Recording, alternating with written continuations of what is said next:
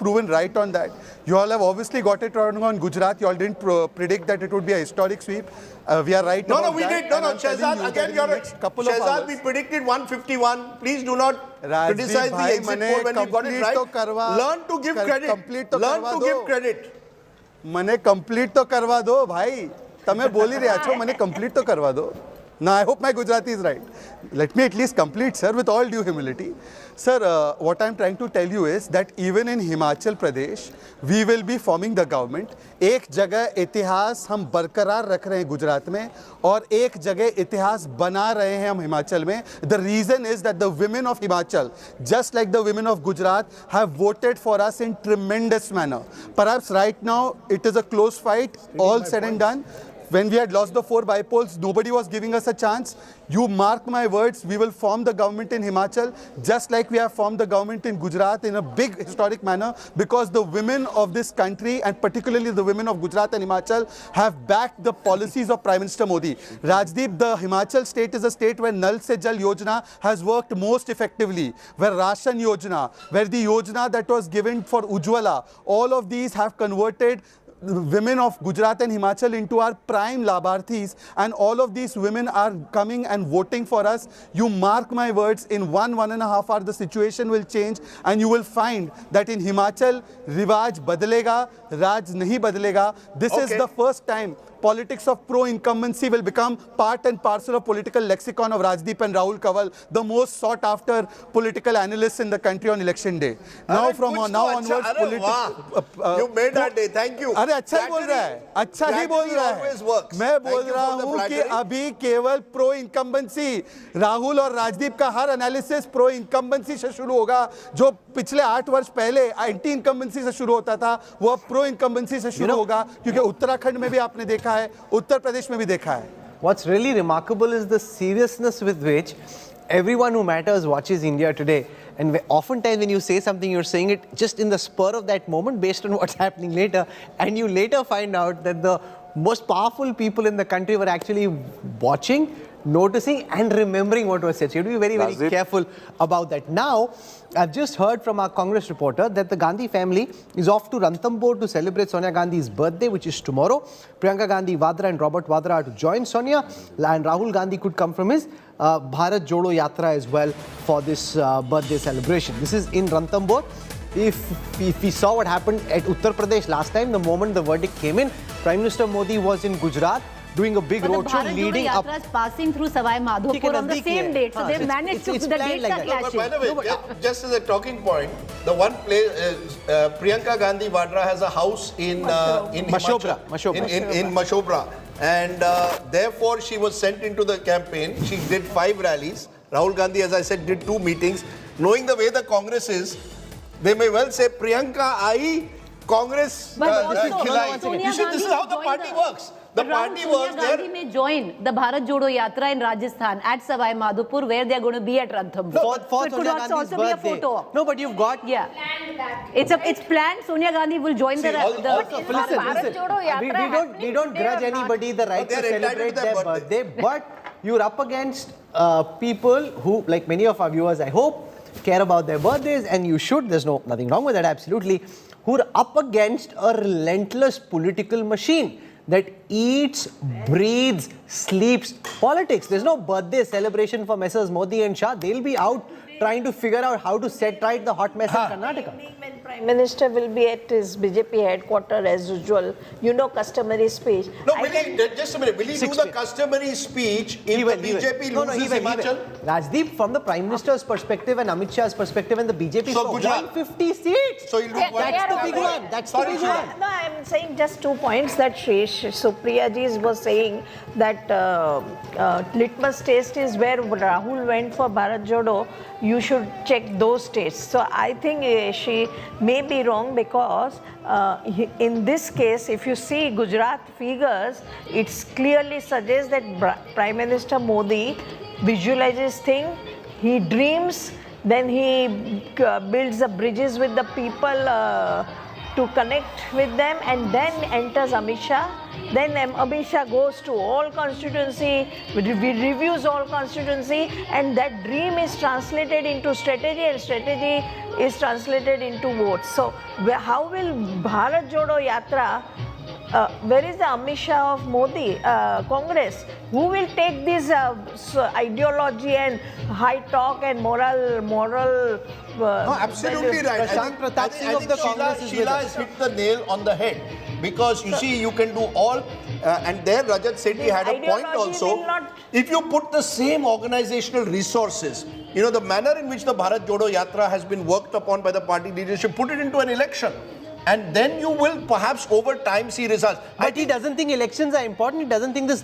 If he thinks thought power is poison, but look, let no, me but be, if power is poison, find something else. Yeah, become a consultant Let for me Boston be- Consultancy or for McKinsey. let me be fair to Rahul Gandhi. If you are in politics for a lamba race, you have to have ideological convictions, and you have to build organization. Rahul Gandhi today may be mocked at, and every reason to do that. But if the Congress stays around for 10 years, the only reason they will is if they retain the ideology. Why is the Congress No, but where you have it to is build now? a sangathan. Where have they built any sangathan? That's right. So it's a long race. You see, the problem is If you want to focus on ideology, you can also run an NGO. It's a Rahul- less expensive way of doing it. Rahul, you know, we in television studios tend to be very, you know, we live in the moment. Politics is evolving. Many of the 10 years from now, if Arvind, this is a lesson for Arvind Kejriwal as well. You're going to have ideological convictions and organizational He's being rebooting. criticized right now. If you build, if only then can you survive. Just a yatra, and then, you know, all your energies are on a yatra, then you go off for a holiday somewhere, it won't work. You're gonna- Ranthambore. or wherever, your party, who is your next run? I tell you, You know, Prime Minister will give a news value to today's speech. This election will give him a fantastic platform to start his G20. He will, no, his not just G20 He'll start and his all 24 other things. campaign from this evening. And 2024 first step is today. No, he'll start his campaign from the evening. yeah, sure. First of all, within an hour or two, Prime Minister Modi will address BJP in Gujarat. See, Rahul, this is how it works. Rahul, you know. I'll tell you something So very that interesting. consolidates. On the day the Prime Minister Modi went to cast his vote in Ahmedabad, he flew back at 1 o'clock. He was sitting in a meeting of all the office bearers and others in the BJP. After that meeting, Rajdeep, out of the 52,000 odd polling stations in Gujarat, in Rajasthan, the BJP has its entire structure ready in 42,000. Can you believe it? That You see, that's the level. They see, have it's already started sending people out to their polling booths. Raj. Politics is about competition, it's not about entitlement. And I think the Congress has to recognize that politics has changed. If they don't recognize that, they will always be a step behind and keep introspecting as the BJP moves ahead. The BJP is a machine, and it's been built over years. It's a party which started with 2 seats in 84 to where it is today. Let's give them credit. This is a huge achievement, particularly in Gujarat. Let's get a Congress perspective on that.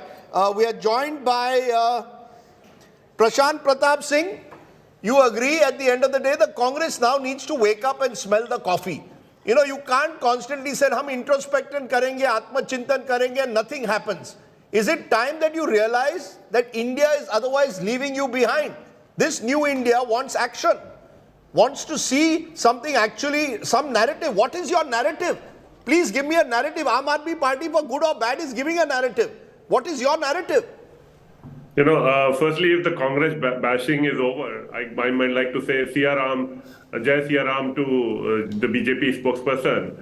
And starting with the Congress, yesterday BJP lost one election. Today, out of the 2, they are losing 1. We are going to go to 40. And still, Narendra Modi ji is being hailed as a charismatic leader. People are suffering. No, but why People are you saying going Jai through- Siya Ram to the BJP? If you were to say it, you could have said it to the viewers, you could have just said it in general. Why are you making a political point by saying Jai Siya Ram to the BJP spokesperson? Rahul. No, they were just Rahul, trying to, Rahul, because Shahjaz Rahul. Poonawalla made a point that we put women on priority. We are seeing everywhere that in Himachal also Rahul. women have not voted. I don't know why he was trying Rahul. to put that point. So that is what I was trying to say. If you put women in Rahul, priority, just you give me would a have 10 not been second Okay, getting. Shahzad. intervention. Shahzad. Rahul, if they stop saying Rom and come to Ram, I am the most happiest. तो जय सिया राम, जय श्री राम, जय श्री राम और जय सिया राम में कोई अंतर नहीं है. Shri stands for Lakshmi and माँ Sita is an avatar of Lakshmi. शायद चुनावी हिंदू आप हो इसलिए आपको ज्ञान नहीं है. जय श्री राम, जय सिया राम, रोम बंद करो, राम राम बोलो. इससे मधुर बात क्या हो सकती है? आप तो आइडियोलॉजी रखते नहीं है, पहले कांग्रेस में थे, बीजेपी में था, इसलिए तो आप इस बात को ना करें तो ज्यादा बेहतर होगा. You are part of Congress itself before, so you know when you say this that कि हम चुनावी. And guess what you lost? No. And guess what you lost? Shehzad, let the other, but Mr. Singh, you're holding on to Himachal. Where Rahul Gandhi did not campaign at all, are you saying now that a hyper-local model focusing on local issues is your future? It didn't work in Gujarat. It may work in Himachal. We don't know the final numbers. But is there a template that you are going to go into elections in 2023 as India's still biggest national opposition party? You know, I think the point people are missing is that we have decided to be on the ground. Though you say Bharat Jodo Yatra is something on the ground. When you talk about Sri Rahul Gandhi missing from the campaign, Bharat Jodo Yatra is a political campaign. It may not be going to the states which are in election, but it's a campaign on the ground. No, but there's a club match going on at a time when the World Cup of football is going on. What is more important? Would you be playing that club match, or would you try and get your team first from the quarters to the semis and then to the final? It's a question of political priority for any politician. He's not running an NGO. We've always been criticized for not being on the ground and overtly being there. Sir, but कौन सा ground match कहाँ चल रहा है? आप batting कहाँ कर रहे हो? वो पहले से डिसाइडेड थी भारत जोड़ो यात्रा. अभी उसको छोड़ के गए होते. Everybody would have said कि Rahul Gandhi left Bharat Jodo Yatra in the middle. But you knew, sir, the Gujarat and Himachal elections were pre-decided. It's not as if their timing wasn't known, so you could have picked another time for the Bharat Jodo Yatra. See, we had Bharat Jodo Yatra, so there was an introspection which was requested by all the leaders. No, but you know, it can't be for television channels of anchors to feel bad for the Congress. The Congress needs to feel bad for the Congress and do something about it. There's no point in there being a rant in the TV studio. No, Rahul, I'll tell you something. I asked a Congress leader in Saurashtra, you're doing this Bharat Jodo Yatra. Why didn't you think about the fact that maybe this is Gandhi's land? You can do at least a sub-yatra from Porbandar to Rajkot. Forget about the whole state. Or take this yatra through Gujarat. Do one part. Do one part. Or take this yatra through Gujarat. You see, that they said geographically not possible, but Porbandar... Why Maharashtra se upar aa jate? What is difficult? It's about how you form the route of that yatra. One day in each state. Sir, symbolically, they could have come earlier. The two biggest... You were in Maharashtra, you could have gone to Gujarat. Mahatma Gandhi and Sardar Vallabhbhai Patel hail from Gujarat. That's the point. So Bharat Jodo Yatra had to pass through or begin from Gujarat. And Prashant, when Rahul Gandhi did not take Gujarat seriously, the state leaders also took the election very lightly. That's the fact. But and meanwhile, we are having news that you know, the swearing-in ceremony in Gujarat has already been fixed for December 11th. And Prime Minister Narendra Modi is coming to Gujarat.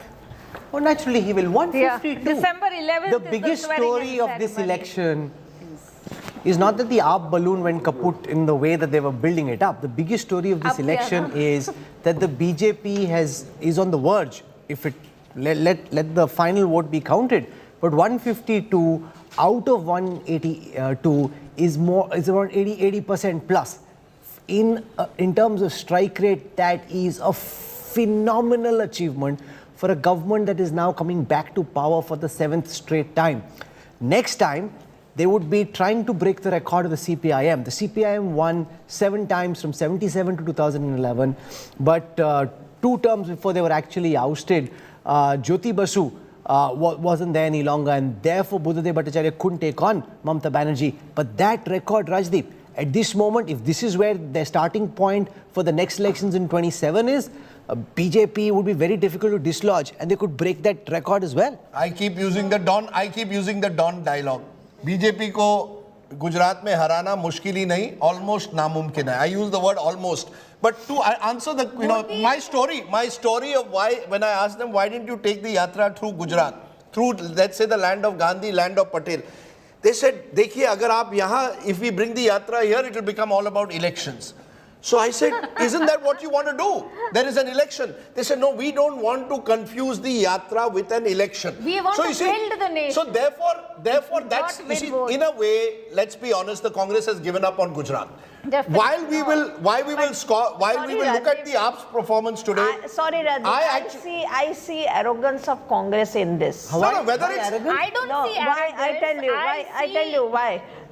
They are not doing well in electoral politics, and they want to still hold the opposition space. Absolutely right.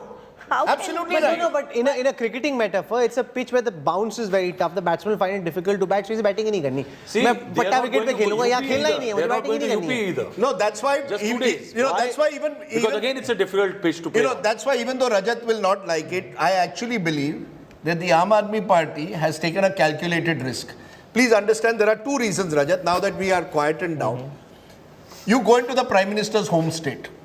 Dare the Prime Minister. For 30 years, the Congress has rarely fought Modi. 20 years, they have not even fought him. Finally, someone comes and starts saying things. Hum Modi ko takrayenge, we'll take it on. Naturally, as journalists, we get excited. We have found a challenger maybe to Modi.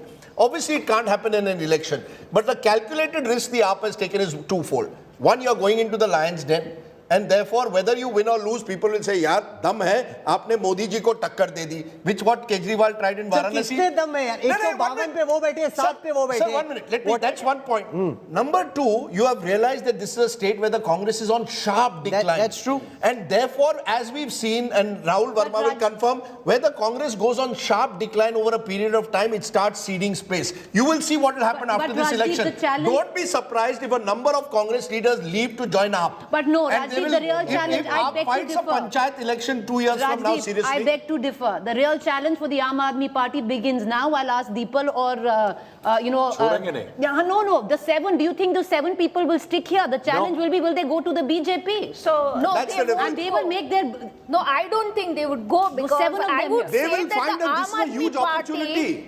It'll be very difficult. Oh, Look wow. at what There's happened in something that Surat. just the Aam happened. Aadmi What happened in Party Kutch? has given a very spirited fight and they were people, already yes. expecting. Spirited They did not people, There's yes. something wait very before the- important that happened which is very critical, which is that the India Today Access My India, you can see the smile and relief on my face, is finally seeming to be coming true. The Congress at this moment leading on 38, the BJP at 27, the BJP at 151, which ironically was the upper mark. end of our range. Okay. So 151 is what we had said, the Congress at 20, the AAP at 7.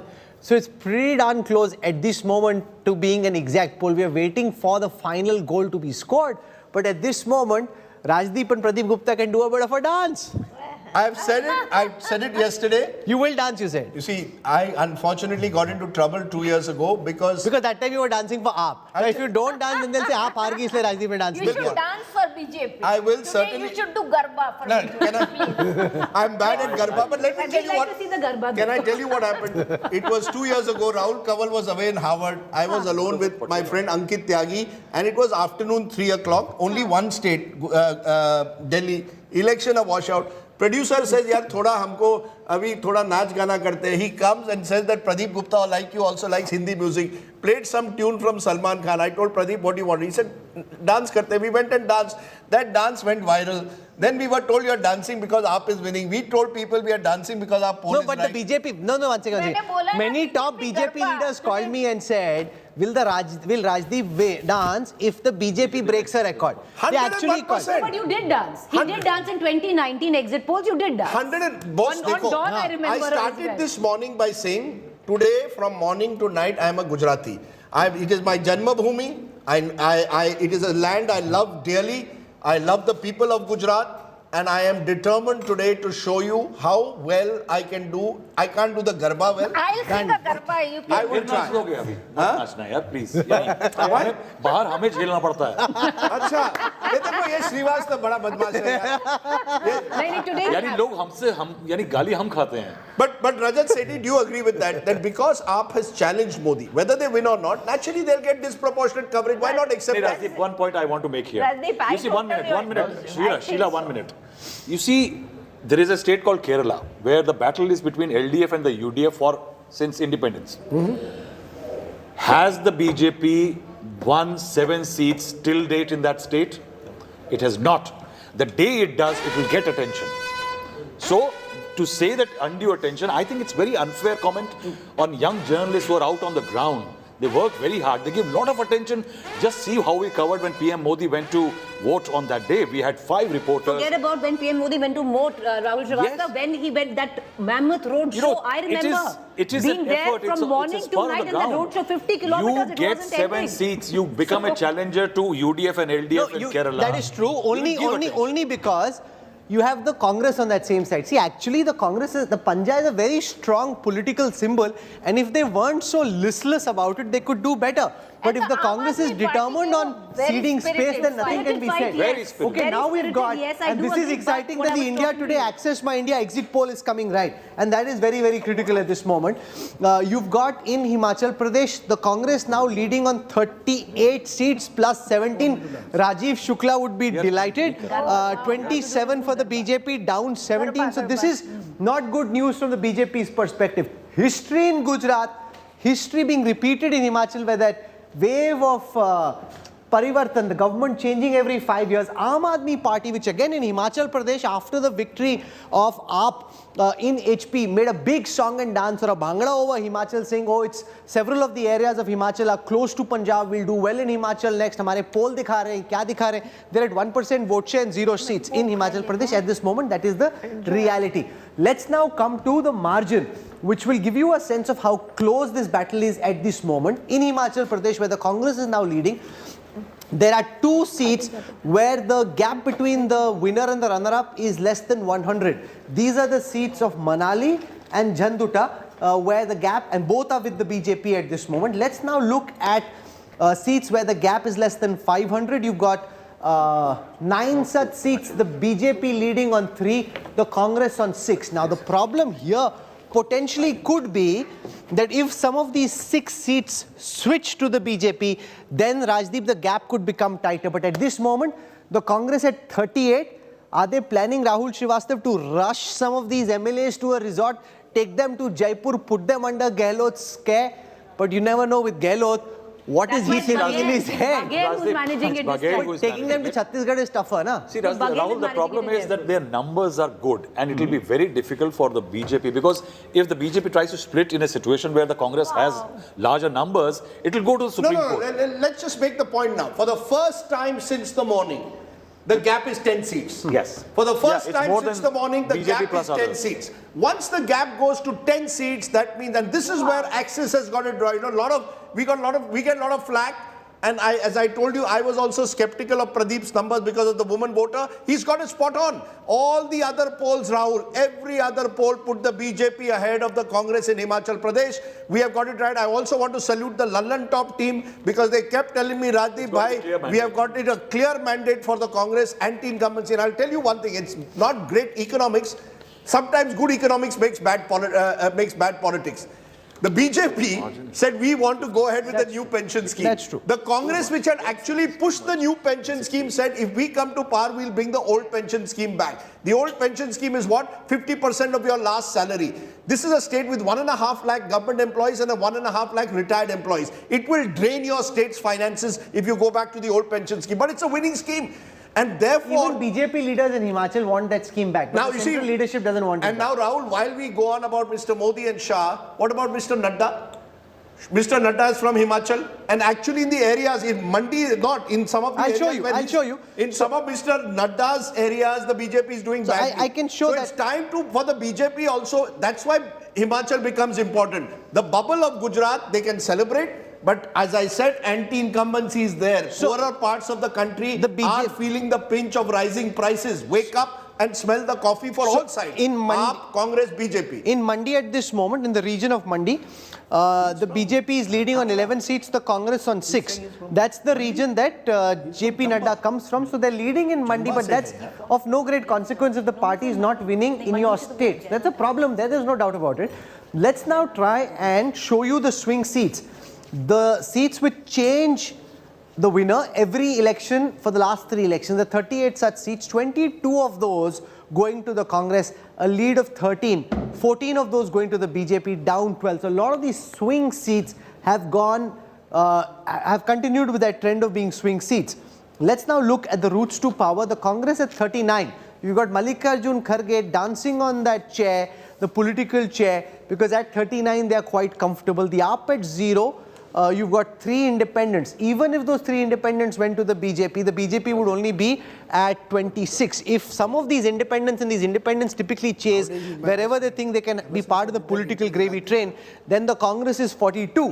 When Pradeep Gupta comes, he can definitely dance. Because if against conventional wisdom he gets this right, this is as close to being an exact poll as there is going to be. In fact, I'm just getting a message from a Congress friend of mine from Himachal. He's saying, Rajdeep bhai, please stop this analysis. We are reaching 42 on our own. Now, I don't know where he's getting these numbers. No, plus the independents will come to them. He's saying without it. 42 on our own is his last message.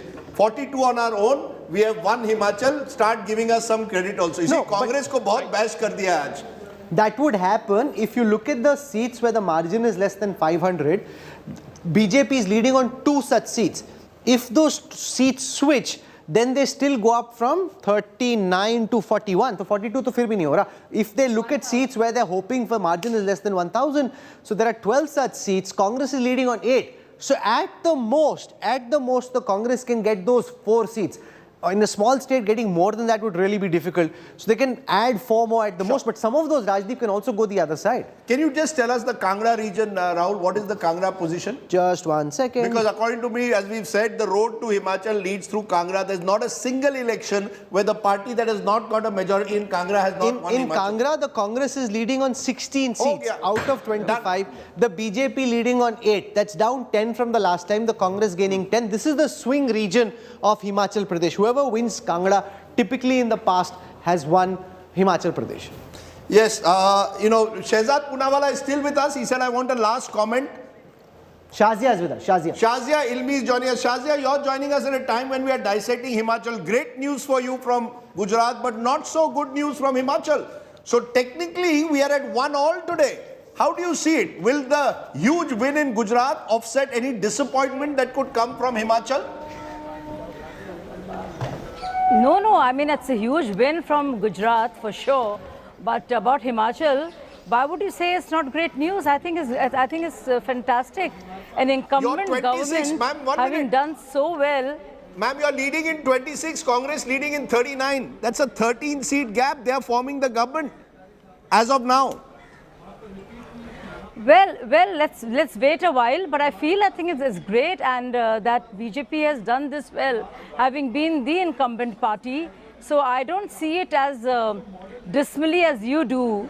But I think overall, when you see these elections and how they are panning out, the results, I see a lot of myths being busted also about the delusions some other party members had. So I feel that the whole thing about pro-incumbency, Rajdeep having been a journalist of yesteryears, I mean, pro-incumbency was not even a factor. The only thing we ever discussed was anti-incumbency. And here, I think we're on the verge. We are there. We're getting there. Maybe we're inching slower than what we expected. But I think we will make it, in Himachal. So I wouldn't call it bad news at all, to say the least. And I feel that Congress has done very, very well. I will not begrudge them that at all.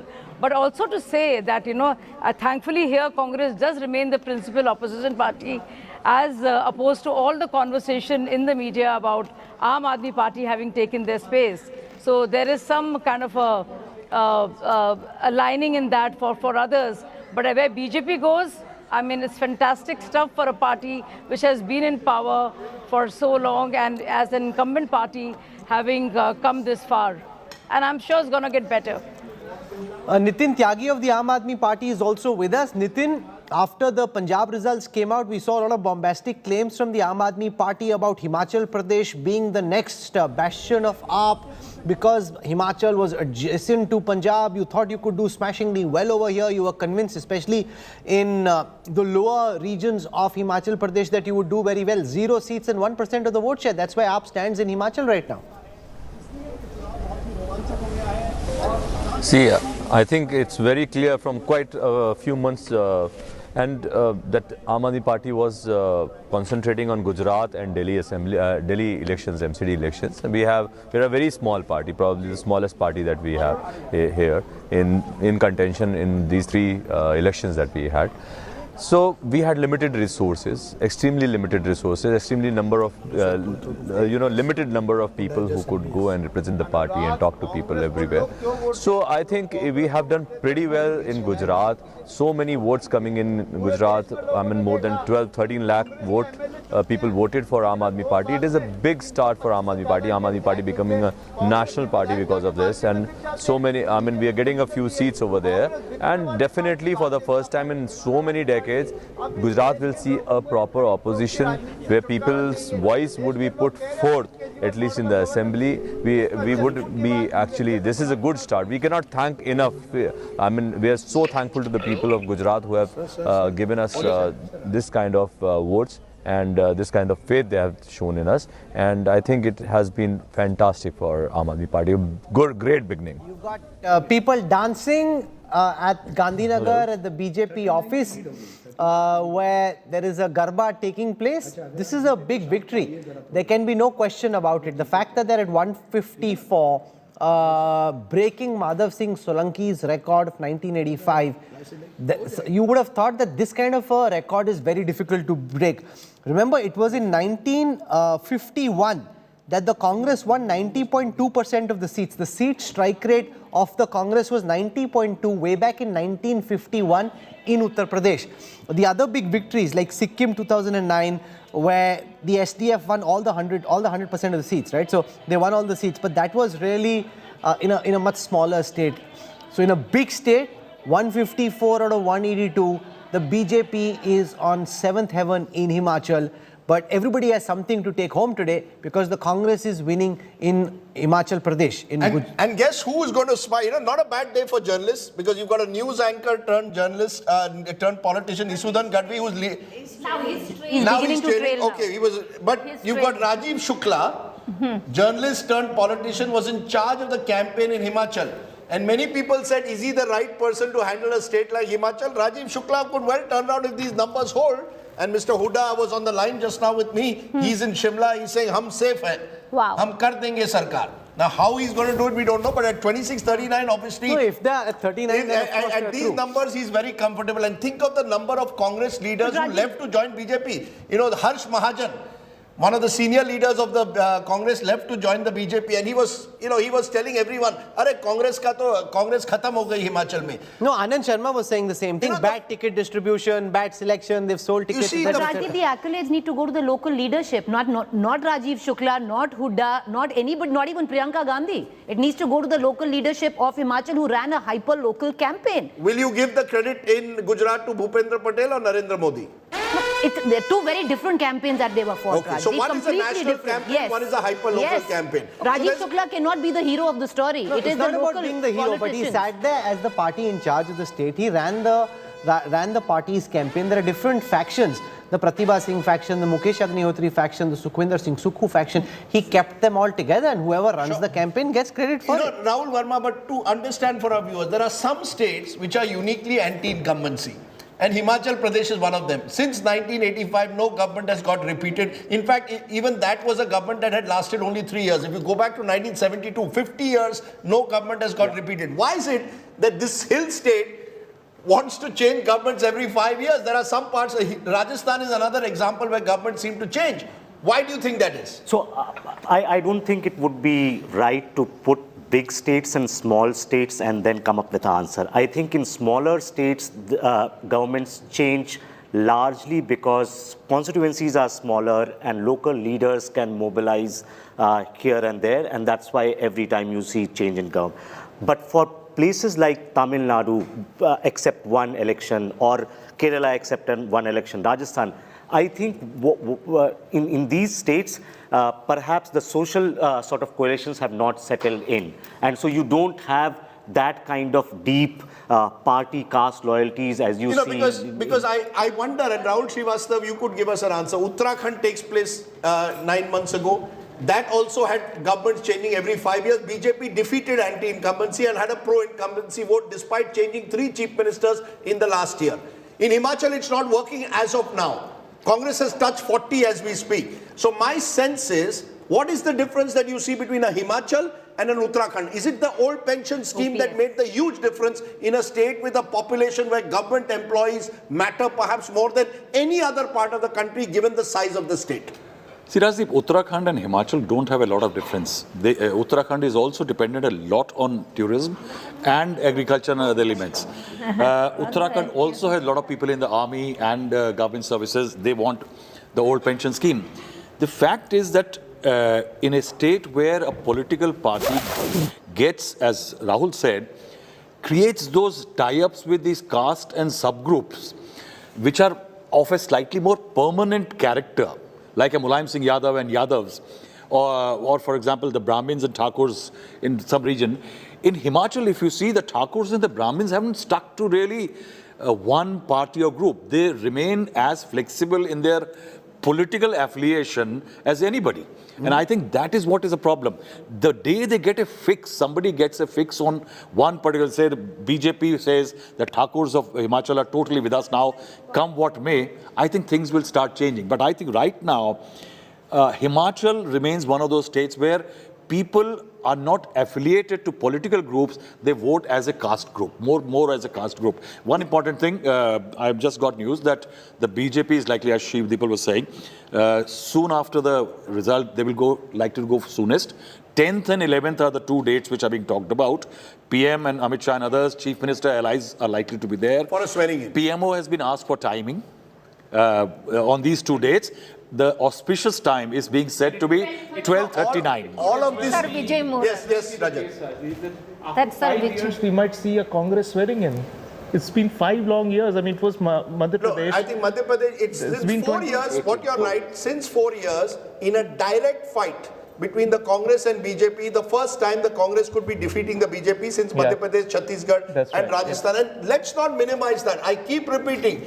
It shows, Rahul, there are opportunities if you're willing to fight. In Gujarat, the fact is it's a Hindutva state. You know, we keep giving, just as it was a left citadel, Gujarat is sui generis. If I was a BJP today analyst, I would be worried. Because on the ground, the fact is, in times of economic decline, post-COVID, you thought that you can win every election. The voter sends you reminders from time to time that not sab changa nahi hai. You don't, maybe they could have changed Jairam Thakur. I wonder why they didn't change an unpopular chief minister. I wonder whether there were internal politics within the BJP. Don't have, Rajdeep. They don't have. Dhumal never campaigned. Why did you keep Mr. Dhumal out of the campaign? His son is a minister, but you kept him out of the campaign. Why? Do you not want strong leaders? See, the BJP, Rahul, also you have not let too tall a leader stay. That's the point I'm asking you. You see, the worry that the BJP has, all very well in Gujarat where Mr. Modi is on the ticket, you can have Bhupendra Patel, you can have anyone. Rajdeep Sardesai ko bhi ticket par rakhiye, you will win the election in Gujarat. Trust me. On a BJP ticket? On a BJP ticket in Ghatlodiya, I will win. Trust me. I will speak again. She agrees. Yeah. And Ghatlodiya, I will live win. in Ghatlodiya. But the fact is, you can't all the time have weak chief ministers. Because somewhere if the opposition gets its act together, and Preeti makes a good point, when you hyper-localize the election, run it well, Sukhwinder Sukhu, Agnihotri, all of them were there on the ground this time in Gujarat. In Himachal. You can win. There was no infighting. Did you see any infighting between them? But please understand, all of this is at this stage. Yeah, now is a different ballgame altogether. At the moment, we don't know what the final numbers will be. But there was clearly anti-incumbency, and there is another stage. Go to Karnataka today. There is huge anti-incumbency there against that government. Now, can the Congress be good enough to? You have to be good enough. No, but this will give. No, once again, what's happening in Himachal Pradesh right? will give the Congress a lot of solace and strength for Karnataka, where they have more than half a chance. At this moment, all the opinion polls in Karnataka suggest that the Congress actually has the edge. And even BJP leaders, when you talk to them privately, call Karnataka a hot mess. That this is a problem they realize, and they thought they would be able to work on fixing it after winning Himachal and Gujarat. The fact that in Himachal Pradesh the Congress is ahead will give the Congress some strength, at least for the campaign in Karnataka, where the Congress will go all out to try and win. There can be no question about it. But Rajdeep, like the Bangladesh team against India, they're also capable of finding some way of imploding between now and March, April to keep Shiv Kumar, Siddaramaiah, Parameshwara together between, and now you got Kharge as well, is complicated. And even in Himachal, the Congress has warning signals like they had in Madhya Pradesh. You formed a government in a very How close do you, run how do you case. reconcile the How do you- aspirations of because Mukesh Agnihotri and Suku? You see, everyone wants to be a CM. I kept saying for 50 years there was no option to Veerbhadra Singh. Then when the towering figure goes, everybody wants to fight for the spoils. Now all of them think mera number kab aayega. I know that Suku was thinking, agar mera ye number nahi yahan hai, dusri taraf jayenge. You see, the Congress, this is where the BJP has got Gujarat spot on. Mr. Modi left 8 years ago. They've had 3 chief ministers, but there has been no major revolt because Mr. Modi is so powerful. The double engine works. The one downside for the BJP is double engine size doesn't fit all. तुम हिमाचल जाओगे 1 week before से मैं uniform civil code लाऊंगा when people are talking about old pension. You want to change the narrative to suit you. Some states it may not work. And I think there's a lesson in that for the BJP. Today, what are they doing in Karnataka, Rahul? What is the need to bring up Belgavi? Because your government is failing, you're trying to bring up an issue of Kannada sub-nationalism. You brought in hijab. You have realized that somewhere people will start saying, "Tumhari sarkar achhi nahi hai, hum aapko vote out karenge." Mr. Modi is not the solution to every problem. We in the studio think Modi sab kuch kar sakta hai, BJP thinks sab kuch kar sakta hai. Mr. Modi also has his limits. No, but to come back to the point you made in the morning about the BJP being like Argentina, at least they have a Lionel Messi. Oh, absolutely. Who can win the match for them. Absolutely. Who does the opposition have, especially the Congress, who can win a match single-handedly for his team? And I will tell you this, if there is a 2024 Lok Sabha election in Himachal, BJP will probably win all 4. Yeah. Because then it will be on Mr. Modi. That's how it is. The BJP won 69% of the vote when Mr. Modi was on the ticket in Himachal in 2019. It almost seems as if the Himachalis vote on one day and next day start working against that very government. It is actually. No, it's also one of the states where the Congress's machinery isn't corroded. If you go to Bihar, Uttar Pradesh, Yes. there is no Congress worth speaking of. In Himachal Pradesh, Good, because a strong lot of the leaders. politicians actually come from the student movement, the Congress on the ground has a strong organizational base. And I think part That's of what what the the- result yeah. that we're seeing is actually on account of the fact that they still have a machinery on the ground. also And was that's very what the important Ahmad- Meanwhile, the independents are hoping that 37 becomes 34 so that they can be back in the race. See, So you never Rahul, know. you make a good point that they have a structure. It's because Veerbhadra Singh was so tall, he could keep the high command away and he could cultivate leaders there in the And state. that's what the Aam Aadmi Party realized, and they backtracked because they realized when they tried to look for candidates, they were not getting candidates to fight for them. They realized it is a state where even losing on a Congress ticket will help a candidate than actually fighting on an Aam Aadmi Party ticket. Let's go and see some of those key candidates. Rahul, you want to tell we us can see, because if you're at 37, what could potentially change from here? I think from that's- Himachal. Let's Yeah. get our Let's- election dashboard up. It comes up like the... You know, I'm very fearful of this motor because any of these motorized things. Arre, are you supposed are to a come young out of man. I am an old man. Mujhe No, I'm not kuch ho worried about jayega. myself. I'm worried about the motor functioning. Okay, sorry. He laughs at me, my friend Rahul Shiva.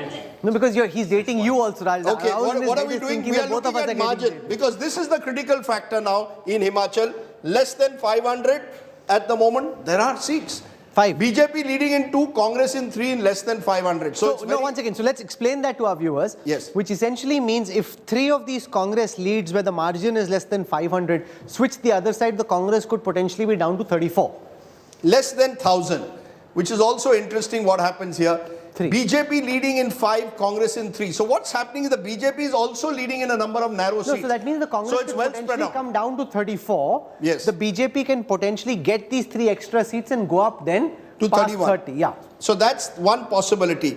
Less than 100, are there any which are less than 100? Yes, there is one, which the BJP is leading. So Congress can become 38 then. Yeah, So so- Congress can become 38. So you've got a very close contest, but at the moment it That would seat seem... is Rampur. In Rampur, where the margin is less than 100 votes, you've got Kal Singh at 15,123 of the BJP, trailing Nandlal at 15,218. Okay, let's look at some of the VVIPs because everyone wants to be a chief minister now. Who do you want to start with? You start on that side with Anil Sharma. Anil Sharma. Sukram San from Mandi is leading. Interesting. Joined the BJP. Remember, was once part of the Himachal Vikas Congress. He's leading. So that's an interesting seat. Just go back. Just 1 second. Okay.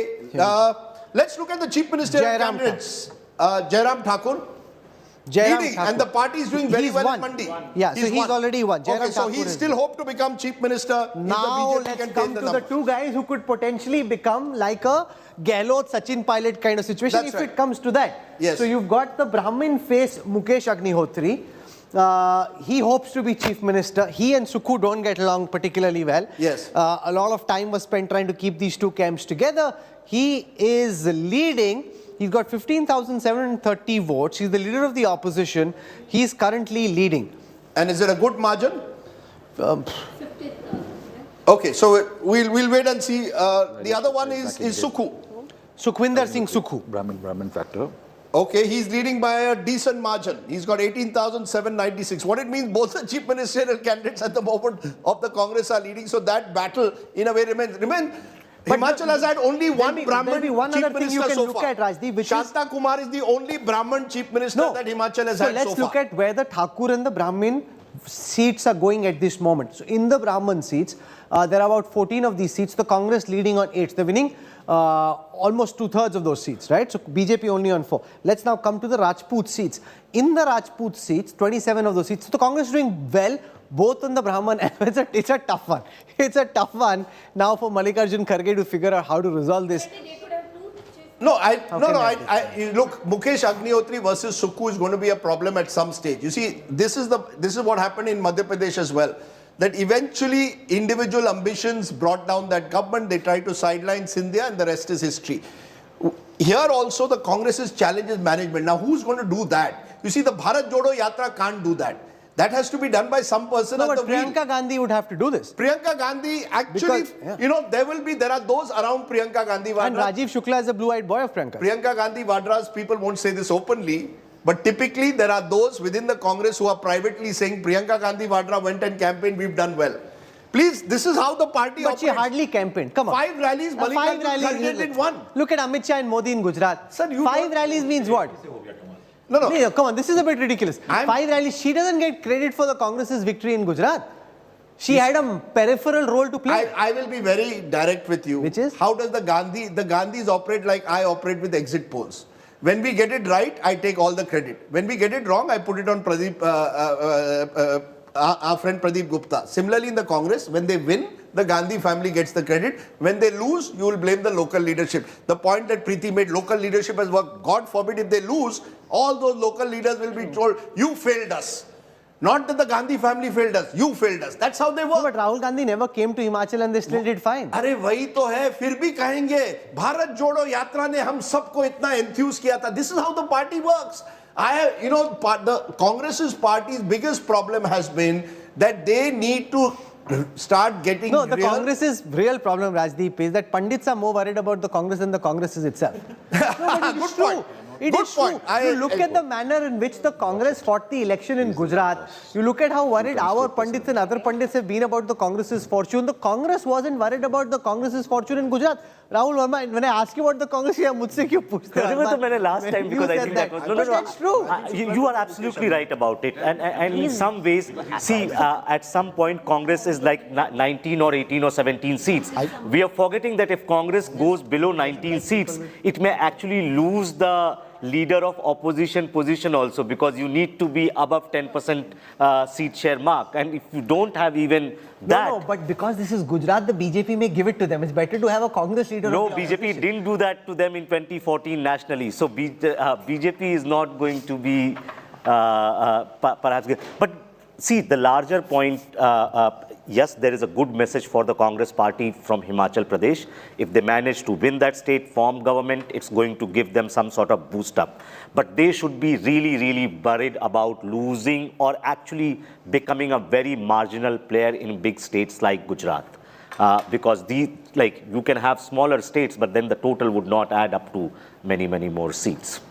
I would want to add that since we are talking about Gujarat, we have the Daryapur constituency in Ahmedabad, which has over 65% Muslim votes. And this is after 2007 that for the first time the BJP candidate Kaushik Jain has won. Ghasuddin Sheikh has lost. The vote got split, the opposition vote. Yes, and it is because of Owaisi mainly. And it is after 2007 No, but Owaisi is in this catch-22 situation, right. Rajdeep, and we met him in Ahmedabad. He said, if I don't fight, Why should I not fight? How do I increase my presence? And in Khambalia, Isudan Gadvi is now trailing by over 5,000 votes. Well, as I said, I didn't expect him to win Khambalia because it was an Ahir-dominated constituency. And BJP is ahead. But you know, the point I will make, you asked about Owaisi. And this is the point we need to know. The Congress has never really fought an election in Gujarat and Muslims have got invisibilized. 9.7% of the population, they won 3 seats. And interestingly, when the Kham was there, that's when they won double-digit seats. 19 seats. 19 seats to Highest. now winning 3 seats. The Muslims do not matter in Gujarat's electoral calculus anymore. So if I'm a Muslim today and I know I'm not winning any seats, then at least in a municipal election like in Godhra, like in Ahmedabad, AIMIM comes, मैं कहता हूँ यार ये तो मेरा झंडा है कम से कम, मैं इनके साथ कौम की लड़ाई है. It actually is a double-edged sword because Owaisi's visibility is used by the BJP to play Hindu-Muslim politics. Let's be honest, I don't know whether Rajat will agree with this. BJP also plays its toxic Hindutva politics. And what did Himanta Biswa Sarma come? What did Yogi Adityanath come and say in Gujarat? You bring, agar Gujarat mein isi tarah se love jihad chalega to hazaron aftab hoge. This is the Chief Minister of Assam saying this in Gujarat. Why? Because you want to play the Hindu card. But there were riots that happened even during this Navratra, we all know that. Yes. There were communal incidents, and why not? I mean, if it is happening and over it has the same sort of a There are no riots now in Gujarat. In fact, the BJP takes credit. Have been shown their place. Stone pelting incidents that happened. In Kheda there was. What did you do? You flogged the people in public. There was to be an inquiry. The inquiry never took off. Let's be honest now, Rajat. BJP's Hindutva state is Gujarat. So while there is the Modi factor, while there are Labhartis, while there are women voters, बीच में ये भी है कि लोगों को remind करना है कि लतीफ हुआ करता था और वो लतीफ राइट्स करता था कांग्रेस के जमाने में. ये सच्चाई है. Maximum rallies of Yogi Adityanath, which area? Saurashtra. Maximum rallies. Yogi Adityanath, Himant Biswa Sarma and Smriti Irani, these 3 people focused only on Hindutva. Exactly. And in Saurashtra, where till now it was caste which was the calling card, didn't fall to, at least communally they would never vote. Rahul, that's changed. There is something we need to look. The Congress has lost 77% of its seats compared to last time. The BJP has gained 55. Something has happened in Gujarat which was not seen on the ground. See, I'll tell you something. 55% rise in seat and the opposition losing 77% of their seats. See, what happened is in 2017, Congress won 77 seats. But then, over a period of time, like right now, when the Congress went to polls, they went with 56 seats because the others had defected, right? I spoke to a couple of Muslims. What is happening in Gujarat is a very clear-cut division. I spoke to Muslims. They're totally dissatisfied with Congress. And Aam Aadmi Party's Jai Shri Krishna and Hanuman Chalisa put them off. So they knew that meme is not winning, meme. But still they said, we want to give some confidence to Owaisi, that we will stand by Owaisi. Even if he does not win, we want to give him some votes to show that Muslims are supporting a Muslim party. Owaisi might be, an easy sort of an exigency here, but it might snowball into a major problematic because his politics is even more communal than what the way he has been saying. But what if he projects? He made an entry into the MCD elections. He won one seat. You will see him playing up this rhetoric over and over again. And what will it leave the electorate at? Rajat, in Gujarat, okay, people love the lotus, right?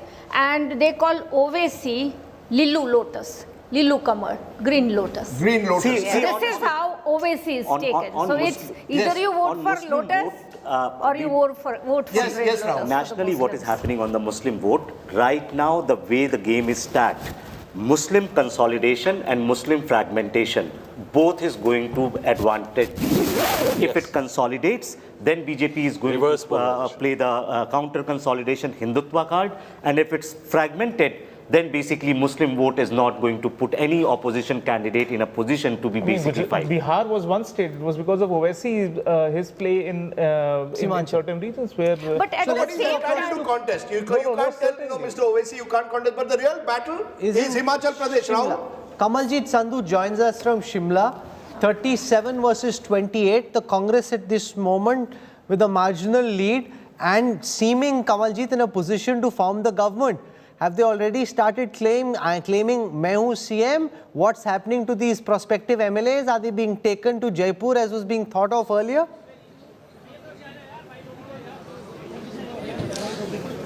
Well, a loud sound of chair coming right from behind, and if you can try and see how things are panning out, a lot of people now jostling. Vikramaditya is speaking to the media. We'll try and get him in some time from now.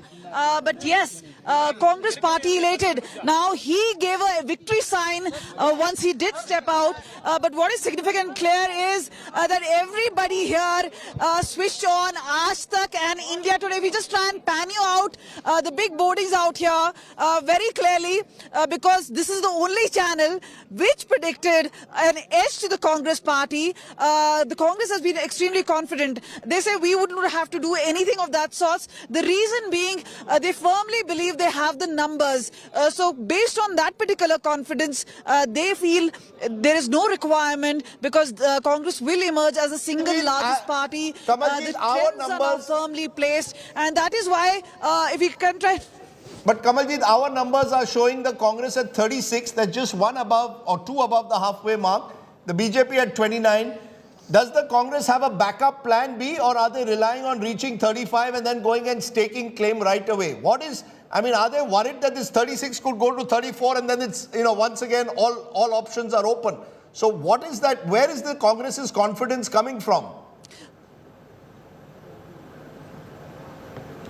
Well, they believe the numbers may be fluctuating, but they're giving us a number of 42, 43. That may not be the case, but the number of independents have actually come down. Now, what Congress now needs to do is to keep its flock together. One, because they haven't announced the CM face. Who's going to be the top leader there? Is it going to be Sukhwinder Sukhu? But many believe that he's not a man who's actually gone out beyond 6 constituencies, may not be the right candidate. Makesh Agnihotri, another challenger. But many believe it is... Patel is now joining us. Kamalji, we are coming back to you in a moment. We're going across live to Mehsana.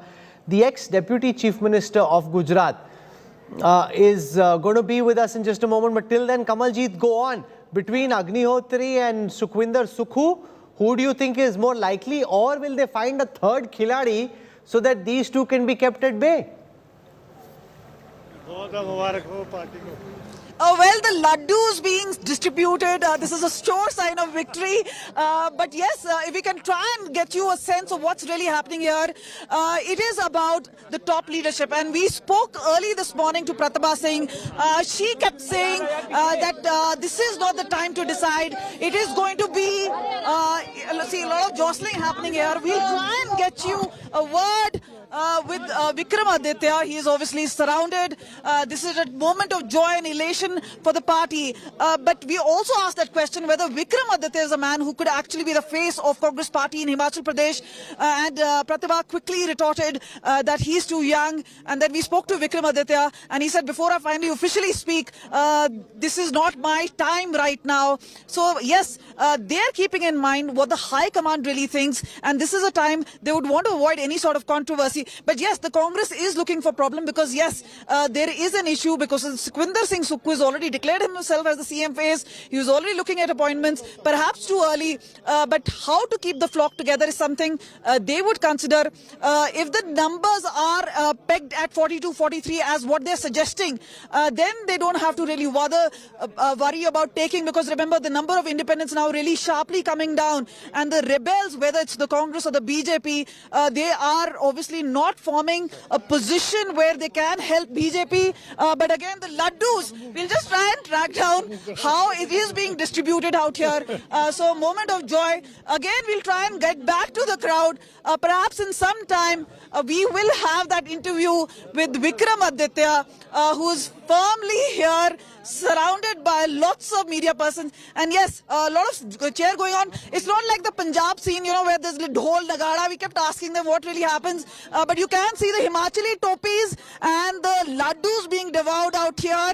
Kis tarah se celebrate kar rahe hain aap log? We are very happy because our leader Shri Vikramaditya Singh is winning from Shimla Gramin, and it is proud moment for us that Holly Lodge जो अपना जो रुतबा बनाए हुए हैं आज भी कायम है। ये सीएम फेस किसका होना चाहिए? ऐसे सुखविंदर सिंह सुक्खू है, मुकेश अग्निहोत्री है, किसको आप देखना चाहेंगे? मैम हम चाहते हैं कि रानी प्रतिभा सिंह जी हिमाचल प्रदेश को लीड करे, क्योंकि ये प्रबोध हिमाचल प्रदेश की जनता जिन्होंने कांग्रेस पार्टी में अपना विश्वास जताया है और अभी रुझान हमारी तरफ है। मैं ये नहीं कहूँगा कि अभी हम पूरी तरीके से जीत चुके हैं, मगर जैसे ही हमारा बिल्कुल क्लियर हो जाएगा उसके बाद हम प्रदेश की जनता का फिर से बहुत बहुत धन्यवाद करेंगे।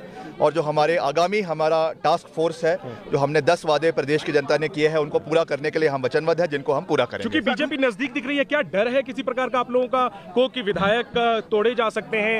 भूपेश बघेल, हुड्डा साहब वगैरह को भेजा जा रहा है। हमारे बहुत श्रेष्ठ अनुभवी नेता यहाँ पर उपस्थित है। कोई भी ना बिकेगा, ना कोई हटेगा। हमारी सरकार बनेगी, पूर्ण बहुमत के साथ बनेगी और पूरे 5 साल हिमाचल प्रदेश में कांग्रेस पार्टी की सरकार चलेगी। वीरभद्र सिंह विकास मॉडल के ऊपर ही सरकार चलेगी। मैं कह सकता हूं। नेतृत्व कौन करेगा? नेतृत्व कौन करेगा? किसे मुख्यमंत्री बनाया जाएगा? आपकी क्या चाह है? देखिए, मेरी चाह और ना चाह से ये फर्क नहीं पड़ता है। चाह जो है वो विधायक दल की होगी, हाईकमांड की होगी और हम मिलकर हिमाचल प्रदेश को आगे ले जाने के लिए हम सब वचनबद्ध है। ये निश्चित तौर से ये बात मैं कह सकता हूं कि वीरभद्र सिंह जी का एक बहुत बड़ा नाम था जो इस चुनावों में हमको, जिससे कांग्रेस पार्टी को फायदा मिला है। उनके ही चेहरे पर चुनाव लड़ा कांग्रेस उनके चुनावों पे, उनके नाम पे ये चुनाव लड़ा गया है निश्चित तौर से, और हाईकमांड का भी उसमें पूरा सहयोग था। प्रियंका गांधी जी की ताबड़तोड़ रैलियां हिमाचल के अंदर हुई है। सब चीजों का मिलकर आप चाहेंगे कि प्रतिभा सिंह मुख्यमंत्री बने, क्योंकि उन्होंने अगुवाई की प्रदेश अध्यक्ष के तौर पर? जो विधायक दल चाहेगा, हाईकमान चाहेगी, हम उस चीज की पैरवी करेंगे। वो रेस में है? हाँ बिल्कुल, she is one of the contenders for the next. क्या विधायकों को बाहर ले जाया जाएगा, प्रदेश के बाहर ले जाया जाएगा खरीद फरोख्त से बचाने के लिए? हम हर वो चीज करेंगे जिसके लिए हमको लोकतंत्र को बचाना है, क्योंकि भाजपा कुछ भी कर सकती है। हमने महाराष्ट्र में देखा है, मेघालय में देखा है, गोवा में देखा है। वो चीज हिमाचल के अंदर रिपीट नहीं होगी, इसका मैं आपको विश्वास दिला सकता हूं। भाजपा के लोग बात हुई सर, सोनिया जी ने फोन किया सर मेजोरिटी आने के बाद, अभी बात हुई प्रतिभा जी के ऊपर? अभी करेंगे बात। अभी थोड़ा सा मेजोरिटी क्लियर है, उसके बाद करेंगे।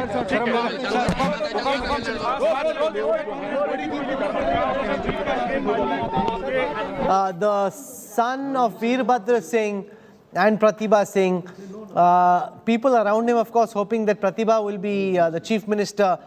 Would that be a Rabdi Devi kind of situation where you bring in the wife of the former chief minister, in that case Lalu Yadav, or will they pick somebody else? We don't know just at this moment, but Vikram Aditya Singh is winning. Sambit Patra now joins us. The BJP at 154 seats at this moment in Gujarat, breaking Madhav Singh Solanki's record of 1985. I hope you've got some jalebi for Rajdeep and me, Dr. Patra. This is history in the making. You've actually scripted a new history. You must be in 7th heaven. And if you don't give me jalebi, I will give you gathia. So either you take my gathia or give me jalebi. No, of course, Rajdeep. No, we will give you phafda also, we will give you jalebi also. You are welcome to a party office. We have a stall for the same. But nonetheless, on a serious note, I would say this kind of celebration of Indian polity in Gujarat is something which is phenomenal. I mean, just imagine 27 long years of performance and thereafter beating anti-incumbency. There's nothing called as anti-incumbency in Gujarat, and breaking the record both ways, in the sense that we have broken our record of 127 seats. We have broken the record of Gujarat of 149 seats, as rightly pointed out, Madhav Singh Solanki ji's record, and the Congress also has broken its record of the lowest seats. In fact, 33 was the lowest that the Congress had ever gone. They have gone below 33, so all records have been broken. Remember, I want to go across to Nitin Patel. Nitin Patel is the former Deputy Chief Minister of Maharashtra, joining us from Mehsana. 154 leads, Nitin bhai, for the Bharatiya Janata Party. ये माधव सिंह सोलंकी का बहुत पुराना record आपने तोड़ा है। BJP तो आज 7वें आसमान पे होगी। नहीं, हम बिल्कुल 7वें आसमान पर नहीं है। हम जमीन पर, फील्ड पर रहते हैं और रहेंगे। ये गुजरात की जनता का आशीर्वाद हमको मिला है। आदरणीय प्रधानमंत्री नरेंद्र भाई मोदी जी का नेतृत्व और हमारे गुजरात सरकार के जो भी काम है वो लोगों को पसंद आए हैं। और हमारे प्रदेश अध्यक्ष CR पाटिल जी ने जिस प्रकार से संगठन को, कार्यकरों को प्रोत्साहित करके इस चुनाव में जिस प्रकार से हमने प्रचार किया, लोगों के बीच गए, लोगों को साथ में लिया, इसका ये परिणाम है। और हम कोई किसी प्रकार आसमान में नहीं है। हम प्रजा के बीच है और प्रजा के बीच ही रहेंगे। पर नितिन जी, आप खुद एक तरह से आप क्या रिटायर हो गए हैं, आपने चुनाव नहीं लड़ा, क्या एक नई पीढ़ी आ गई है गुजरात की राजनीति में, क्या एक नए चेहरे आ गए हैं सर? देखिए, मैंने 30 साल तक पॉलिटिक्स में रहा हूँ, मैं 6 बार एमएलए रहा हूँ, मैं 19 साल गुजरात के सभी सीएम हमारे बीजेपी के साथ उनकी कैबिनेट में, मैंने कैबिनेट में काम किया है और गुजरात की संगठन की जो हमारी पार्टी की जो व्यवस्था है उसमें भी मैं जुड़ा हूँ। तो मैं काम करता रहा हूँ और काम करता रहूँगा, ऐसा मैंने बार बार बोला है। तो ये लोग नए उम्मीदवार आते हैं और हमारे जैसे उनको मदद करते हैं, मार्गदर्शन देते हैं, उनको प्रेरणा देते हैं और हम प्रजा के बीच जाके નીતિનભાઈ, તમે માર્ગદર્શક મંડળમાં ચાલી ગયા છો કે શું કરશો? હવે લડશો, રાજ્યસભા આવશો, શું કરશો તમે સર? वो पार्टी को त्याग करना है। નીતિનભાઈ તમને ટિકિટ ના મળી છતાં પણ આ કારણ શું છે કે ભાજપમાં ટિકિટ નથી મળતી તો પણ જે વિદ્રોહી હોય છે, जिनको टिकट नहीं मिलती है, फिर भी वो कैसे कांग्रेस में तो झगड़ा થઈ જાય, તમે લોકો કેવી રીતે કામ કરો? તમને તો ટિકિટ, તમે બહુ ડિઝર્વિંગ કેન્ડિડેટ હતા। तो તમે બધા ગુજરાતી બહુ સારું બોલો છો, એ બદલ બધાનો આભાર। लेकिन मैं हिंदी में जवाब दूंगा क्योंकि पूरा देश सुन रहा है। देखिए, मैं एक कार्यकर हूँ, मैं 77 से बीजेपी जनसंघ के समय से मैं काम करता रहा हूँ और अभी भी काम कर रहा हूँ। तो मैं एमएलए या मिनिस्टर बाद में बना, पहले मैं कार्यकर था और अभी भी कार्यकर हूँ। तो ये पद लेने की लालसा या किसी भी प्रकार का विद्रोह कर देना, पार्टी के खिलाफ बोलना या पार्टी के खिलाफ काम करना, ये मेरा संस्कार नहीं है। ये मेरा संस्कार है कि मैं पार्टी के लिए ये काम बहुत बड़ी बात आपने कही और मुझे लगता है बाकी नेताओं को जानना चाहिए कि बीजेपी गुजरात में इतना अच्छा क्यों करती है। Yeah, Raddeep, I would want to add here, Yes. you know, that because he could have easily been, you know, he was logical choice when he thought for being a chief minister. One day never became, but you know, today he's still, you're right, still fighting for the party, still was there in Mehsana campaigning. He went with I want to give an example of Rajkot. मैंने पूरे गुजरात में प्रचार किया है। बिल्कुल। मैं आदरणीय प्रधानमंत्री मोदी जी की 3 रैली में, महसाना में, दहेगाम में और हिम्मतनगर में मोदी जी के साथ रहा हूं। मैंने वहां प्रवचन भी किए हैं। मैं सूरत भी गया था, मैं अहमदाबाद भी गया था और पूरे गुजरात में सोशल मीडिया के माध्यम से हमारे कार्यकर्ताओं के साथ मैं लगातार जुड़ा रहा हूं। बहुत सरस काम કર્યું Nitinbhai. Nitinbhai, good to see you on the show. Thank you very much for joining us and congratulations. તમારું બહુ અભિનંદન, તમે આવ્યા. Thank you so much. Raddeep, I would Sambit patra, how is your Gujarati? તમારી ગુજરાતી કેવી છે સંબિત? તમે ગુજરાતમાં હતા, તમારી ગુજરાતી ઇમ્પ્રૂવ થઈ ગઈ કે નહીં? સંબિત, कुछ गुजराती बोल सकते हो कि नहीं? Sambit Patra, doctor Patra? Rajdeep, yeah, Rajdeep, I have got you. No, I was just asking, તમારી ગુજરાતી કેવી છે? તમારું મૂડ આજે No, કેવો Rajdeep, છે? I cannot speak Gujarati. I can understand Gujarati, of course, but I will learn. I have been listening to you since morning, and you have spoken I hope you are only Gujarati. watching It's India good Today to since hear morning. Gujarati from you. We are watching all the televisions because every cabin is side by side. I can hear the other spokesperson speaking from the other side as well. But let me come to a serious issue. As far as Gujarat is concerned, look, I have always maintained one thing, Rajdeep and Rahul, that PM does not just stand for Prime Minister. It means pasina and mehnat as well. Despite the performance of 27 years, despite there being no anti-incumbency, the kind of hard work that the Honorable Prime Minister Narendra Modi had put into the campaign, just imagine. I mean, at his age, the kind of hard work that he has done is an inspiration in Indian politics for all those who call themselves youth leaders. I mean, this is the way he has to work at the booth level. This is the way one has to go ahead. And remember, you were just now talking to Nitin Patel. I was in the other channel with Vijay Rupani ji. I mean, look at the discipline of the party, the dedication of our senior karyakartas. They have given way to the younger generation without any dissent, without any kind of disenchantment. This discipline is unheard of in other political parties, and this happens only when you are trained over a period of time. So what has happened in Gujarat today is a case study in itself. You know, you're saying that, but also there is some disappointment in Himachal or not? See, as far as Himachal is concerned, Rajdeep, you and Rahul both, in fact, are aware of the fact that Himachal, Uttarakhand have their own way of voting, you know. They have their own way of voting, rivas, in the sense that every 5 years they do change their government. But despite that, the kind of fight that Bharatiya Janata Party has put up there, and I'm sure by the time this whole thing settles down and we have the consolidation of the result, Bharatiya Janata Party is going to do far better than what the numbers are right now, because there are 12 seats as of now, while the counting is still on, which has a margin of less than 1,000 votes. So that may go this side or that side, and we have about 7 of them being Congress battlefield. So I firmly believe that by the time the sedimentation takes place and the consolidation of the results happen, it may go either way. You know, Number the two, BJP was Himachal speaking has a lot, different Dr. semantics Patra, altogether. about pro-incumbency, so far not taken very seriously. But right now, with the BJP at 54% of the vote share in Gujarat, 5% more than the last time, you know, the point that BJP is not winning because the AAP is in the fray. BJP is not winning because opposition votes are getting split. BJP is winning because more than half the population of Gujarat voted for the Bharatiya Janata Party.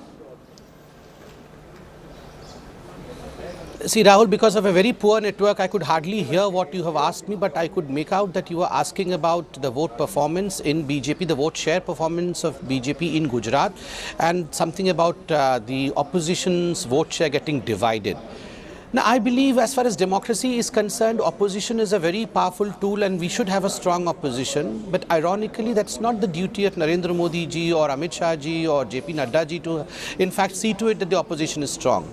I mean, remember, as far as Aam Aadmi Party in Gujarat is concerned, the kind of hype the Aam Aadmi Party had created, AAP, all about propaganda. I mean, in fact, Mr. Arvind Kejriwal in every sabha was writing a letter that Hamara hi sarkar banega, signature, and all those kinds of propaganda, all those kind of drama did take place as far as Aam Aadmi Party is concerned. But I am sure, while BJP is breaking the records, it will get the maximum number of seats in the history of Gujarat's election. Congress is breaking its own record of getting the minimum number of seats. Aam Aadmi Party would also create a record of, in fact, losing the deposit in maximum number of seats as predicted by us. So, if one prediction has come true, it is a prediction of the leaders of Bharatiya Janata Party that we are going to set record and Aam Aadmi Party is going to lose deposits in maximum number of seats, which it has done. Interesting. We've got spokespersons from the AAP and the Congress. Meeta Chakrabarti is spokesperson of Congress.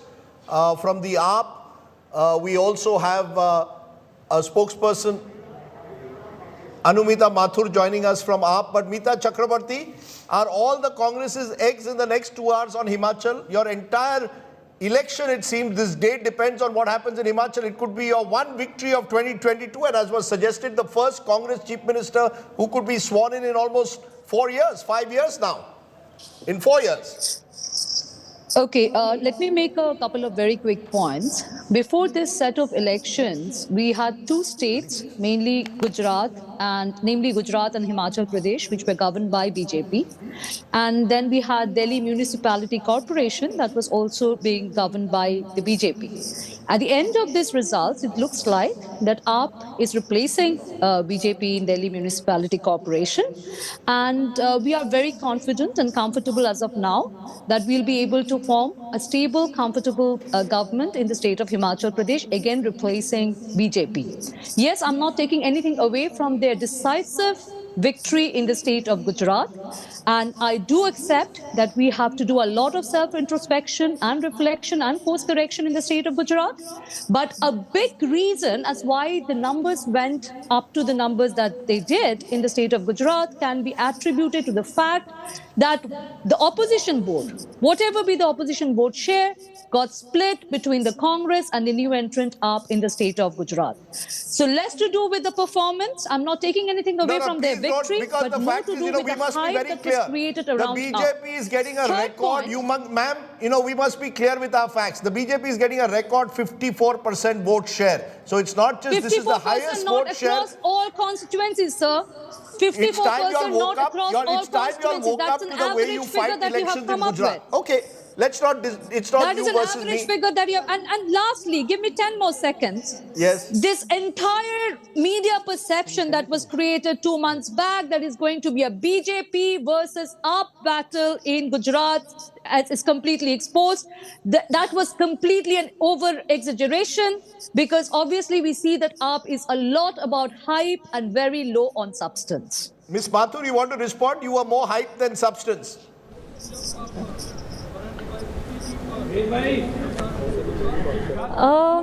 You know, we are definitely very... Yeah, go ahead.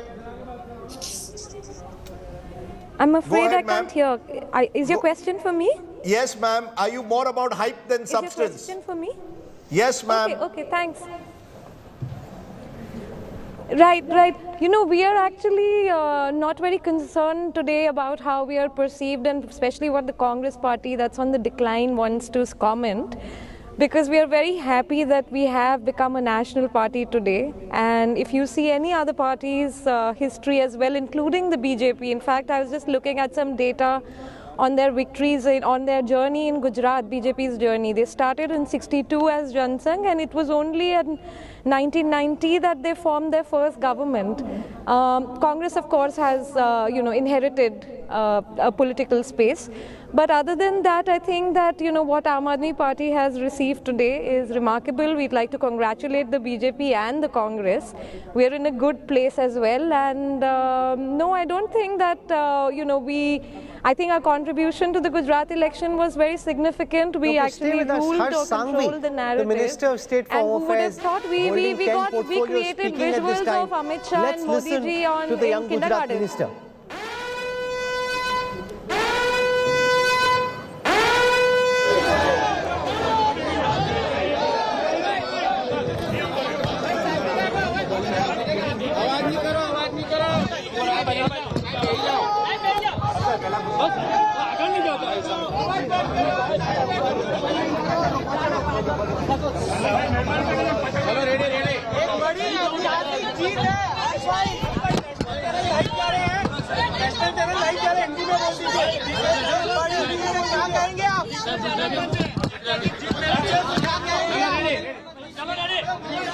Gujarat के अंदर સૌથી મોટી lead સાથે જીતી જશે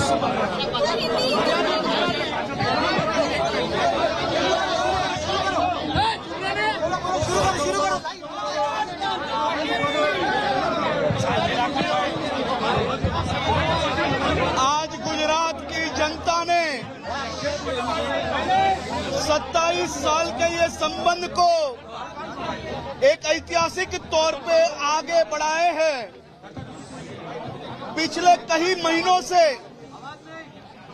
विपक्षी दलों द्वारा मेरी गुजरात की धरती को, मेरे गुजरात के लोगों को बदनाम करने में कोई कसर नहीं छोड़ी। आज गुजरात की जनता ने मोदी जी के प्रति, भारतीय जनता पार्टी के प्रति उनका जो विश्वास है, संबंध है, दिल का जो नाता है, वो निभाया है। भारतीय जनता पार्टी और गुजरात की जनता दुनिया की जोड़ी नंबर 1 आज साबित हो चुकी है। गुजरात की जनता ने फिर से एक बार नया इतिहास लिखा है और गुजरात में नफरत की राजनीति को, बहकाने की राजनीति को, देश को तोड़ने वाली राजनीति को गुजरात के लोगों ने बाहर भगा लिया है। गुजरात की जनता और भारतीय जनता पार्टी साथ में मिलकर फिर से एक बार गुजरात के कोने कोने में विकास का काम आगे बढ़ाएंगे। हर्ष भाई, आप लोगों ने कहा आम आदमी पार्टी का क्या योगदान रहा है?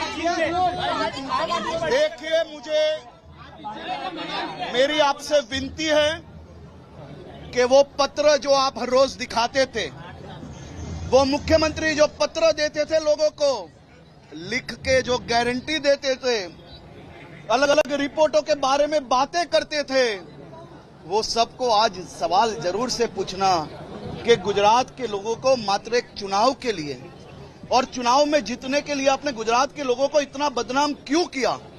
मेरी गुजरात की धरती को बदनाम करने में कोई कसर नहीं छोड़ी है। आज गुजरात के लोगों ने चुन चुन के जवाब दिए हैं। गुजरात के हर एक कोने में ऐतिहासिक तौर पे भारतीय जनता पार्टी का विजय हुआ है।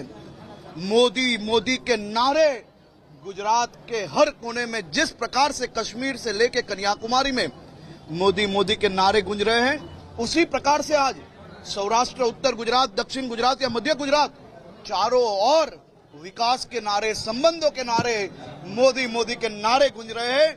गुजरात की जनता को दो हाथ जोड़ के नमन करता हूं कि आपने जिस प्रकार से दिल का ये संबंध, विश्वास का ये संबंध, आपने फिर से एक बार देशभक्त होने का एक बहुत ही बड़ा ये नतीजा एक प्रमाण पत्र के तौर पे देश के सामने रखा है। गुजरात की धरती पे सकारात्मकता की राजनीति चलती है। गुजरात की धरती पे कभी भी नकारात्मक राजनीति का कोई स्थान नहीं है। गालियां दी गई,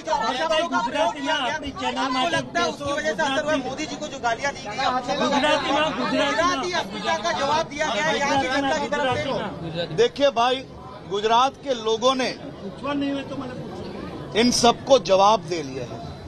गुजरात के लोगों ने गुजरात के हर एक कोने में ये सभी को जवाब दिया है। मेरी तो एक ही विनती है कि हर रोज टीवी चैनलों में चमकने के लिए जो नए नए पत्र जो लिखते थे, जो नए नए आंतरिक रिपोर्टों की बात जो करते थे, उनको ये सवाल पूछना चाहिए। लेकिन क्या उनसे आप वोट बटे हैं? आपके खिलाफ के जो वोट है वो बटे हैं आप आम आदमी पार्टी के? देखिए, रिजल्ट आपके सामने है। रिजल्ट में जनता ने ये तय कर लिया है कि ये चुनाव सत्ता का चुनाव नहीं था, ये चुनाव विश्वास और संबंधों का चुनाव था, और विश्वास से महान कुछ नहीं होता। आउटगोइंग गवर्नमेंट में आप जो है गृह राज्य मंत्री हैं, अगली सरकार में क्या आप और कोई पद चाहेंगे और कोई पोर्टफोलियो चाहेंगे? गुजरात के लोकप्रिय मुख्यमंत्री आदरणीय भूपेंद्र भाई पटेल जी ने पिछले कई महीनों से गुजरात के कोने कोने में गुजरात के हर एक वर्ग के तबके के लोगों की सेवा की है। वो एक बेहद अलग प्रकार के व्यक्ति हैं जिनके मन में सभी व्यक्तियों के लिए बहुत बड़ी जगह है। हर लोगों को मदद करने में वो हमेशा तत्पर होते हैं। गुजरात सरकार आदरणीय मुख्यमंत्री श्री भूपेंद्र भाई पटेल के मार्गदर्शन में हम सभी विधायक गुजरात की जनता की सेवा करने के लिए तत्पर हैं। ओवैसी ने कहा था कि गुजरात की जनता जवाब देगी, आपको लगता है ओवैसी का जवाब देगी? देखिए, हर एक व्यक्ति के सवालों के जवाब जनता ने दे लिए हैं। आप सभी की स्क्रीन पे गुजरात का एक एक नागरिकों का जवाब आज झलक रहा है। जिस प्रकार से गुजरात की धरती को बदनाम करने का प्रयत्न किया गया, गुजरात को अलग अलग रीत से तोड़ने का प्रयास किया, चाहे वो कांग्रेस हो, चाहे वो ओवैसी हो या केजरीवाल जी हो, सबको चुन चुन के गुजरात की जनता ने जवाब दिया है। इससे ज्यादा कुछ बोलने की जरूरत नहीं है। गुजरात में 150+ पहली આ તો આપણે સૌ ગુજરાતીઓએ ભેગા થઈને ગુજરાતના હિતમાં ચૂંટણી લડ્યા આપણે સૌ, અને આપણા ગુજરાતને માત્ર સત્તા માટે જે લોકોએ બદનામ કરવાનો પ્રયત્ન કર્યો. Okay, there was Harsh Sanghvi, Gujarat's Home Minister, the young face of the Gujarat BJP. Rahul, you spent a lovely day with him. You played cricket together. What's your sense? Do you see him as a future leader of Gujarat, No, potential chief minister? Let me ask Deepal and Sheila that question. No, you're not answering it. What's your sense? No, I think he's being built both by Prime Minister Modi and by Home Minister Amit Shah for something special in the future. His caste potentially goes against him. He comes from the Jain community. He's a diamond trader, still knows how to, polish diamonds. Would Gujarat accept somebody who doesn't come? Because why have they got Bhupinder Patel?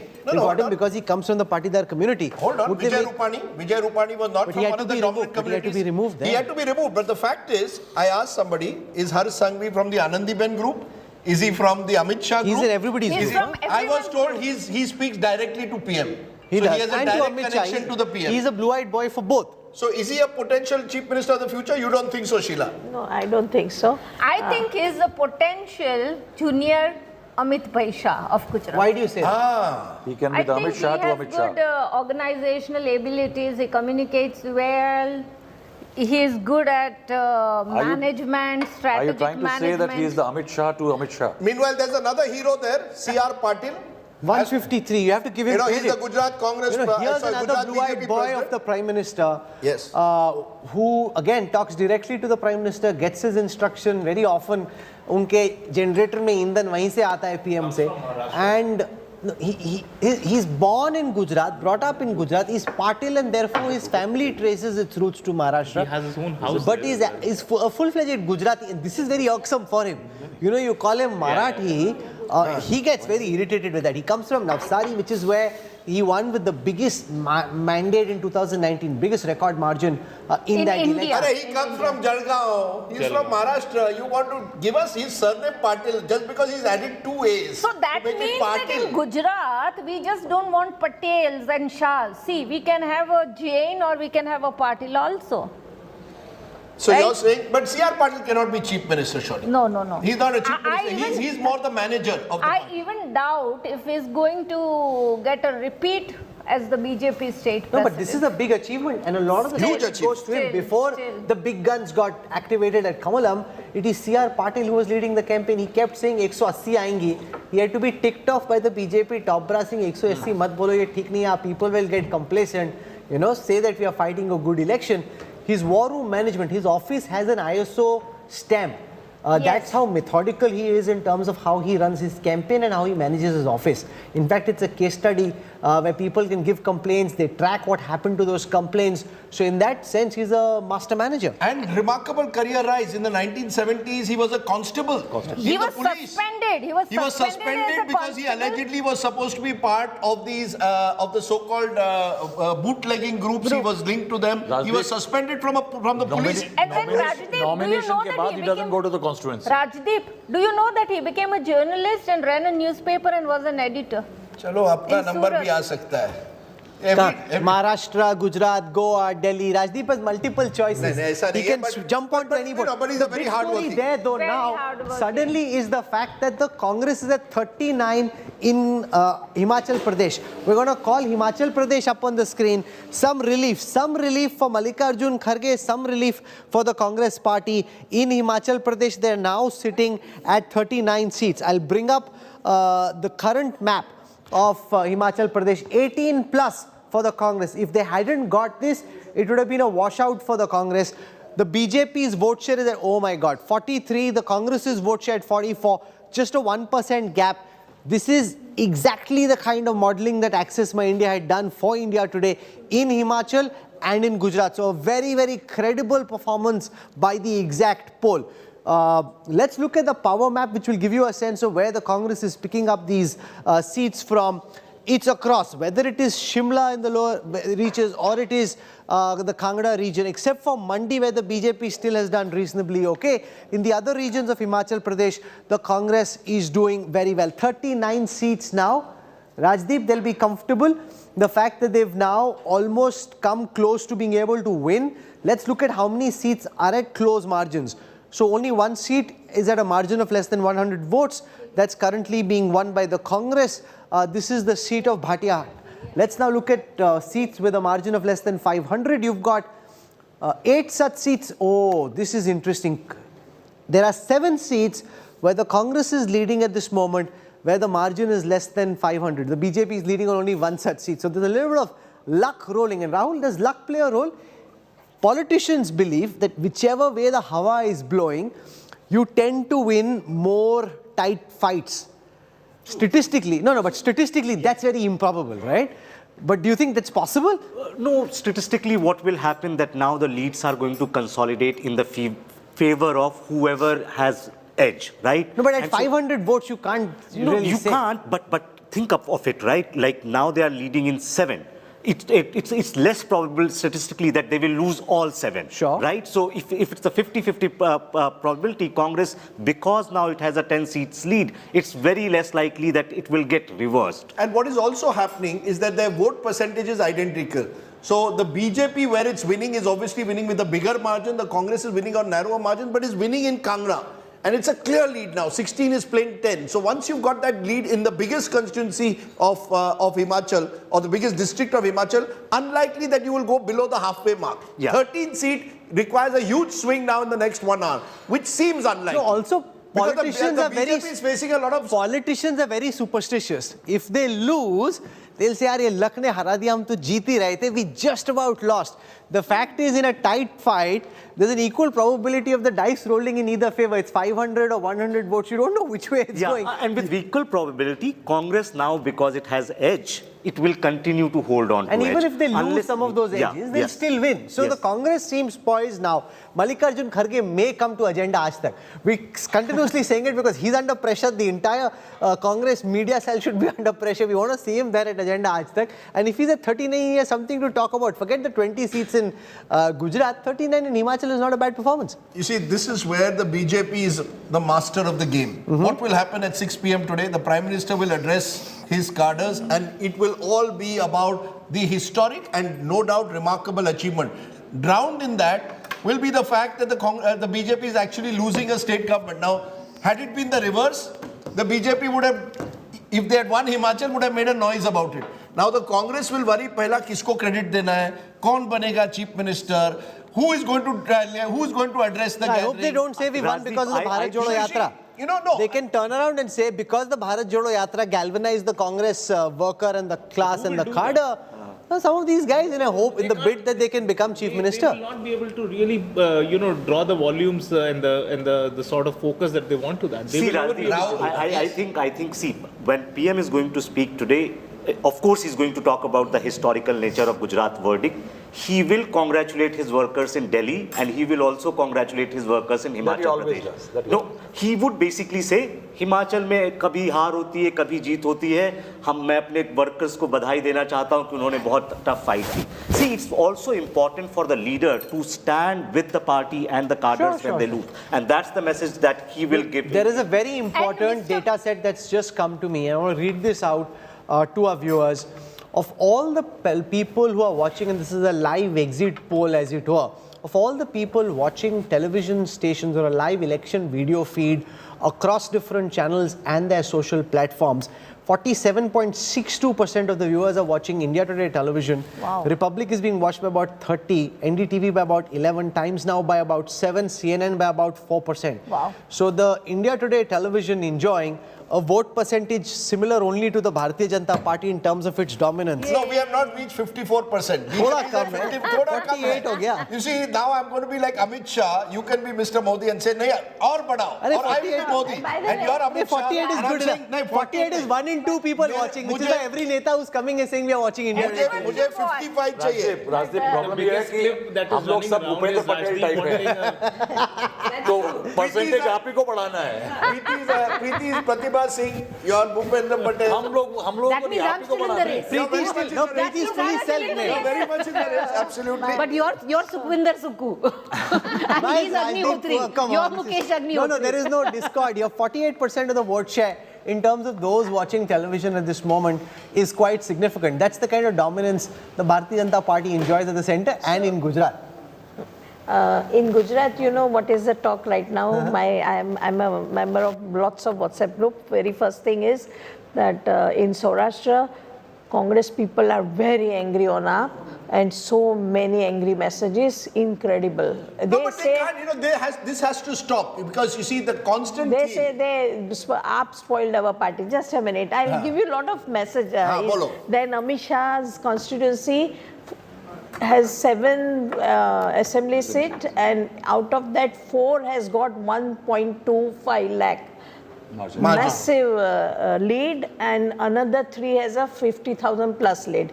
Then Bhupendra Patel back to action, meaning governance and all other issues already on, and now everybody in the bureaucracy is asking me, which I don't know the answer, that what will happen to Kailash Nathan? Will the things change, or will remain here? Why won't it change? KK, Kailash Nathan is the Prime Minister's key associate. Yes. He runs the key part of the bureaucracy. And Amit Shah, in Amit Shah is in the gym. He is happy with his gym. He is in the meaning. He is relaxing. He's on the treadmill. He is relaxing now because he has because of his caste combination and caste strategy in every single. He is the master of this campaign in terms of how he stitched it and brought it together. But he inquired about Himachal Pradesh and then he went to the gym. That's what WhatsApp messages are telling me. Amit Shah goes to the gym.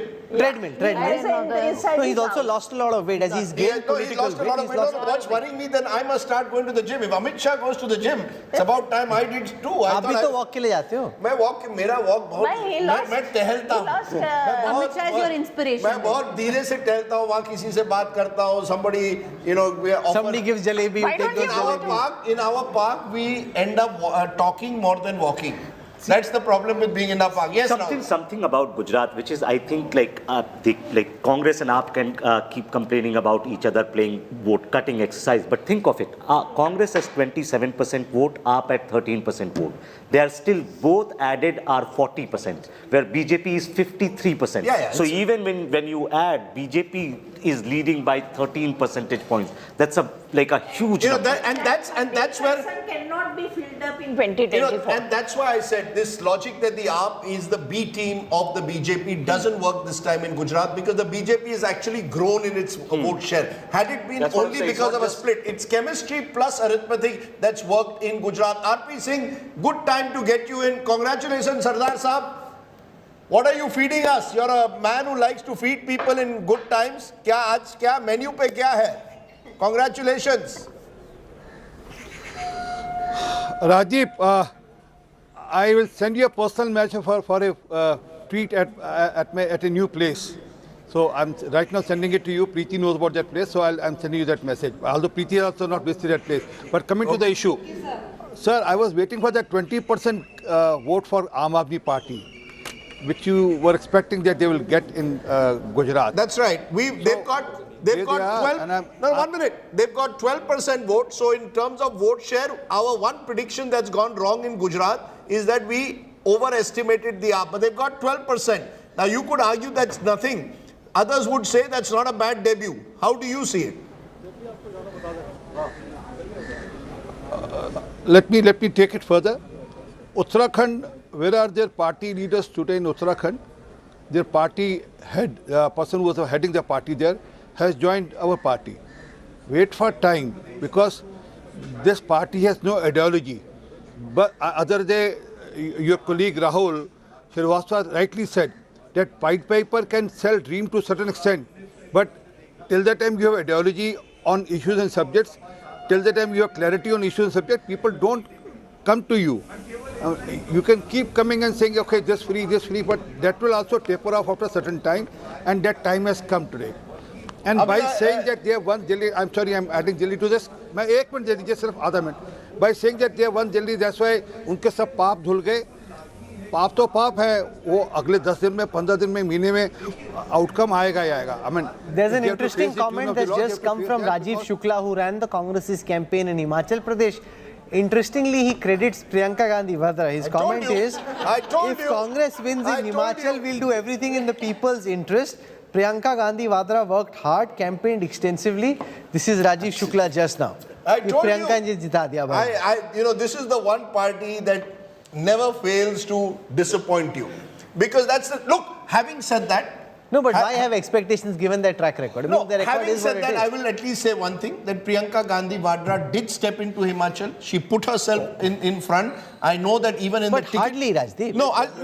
Look, even in the ticket selection, I believe that she had a role to play.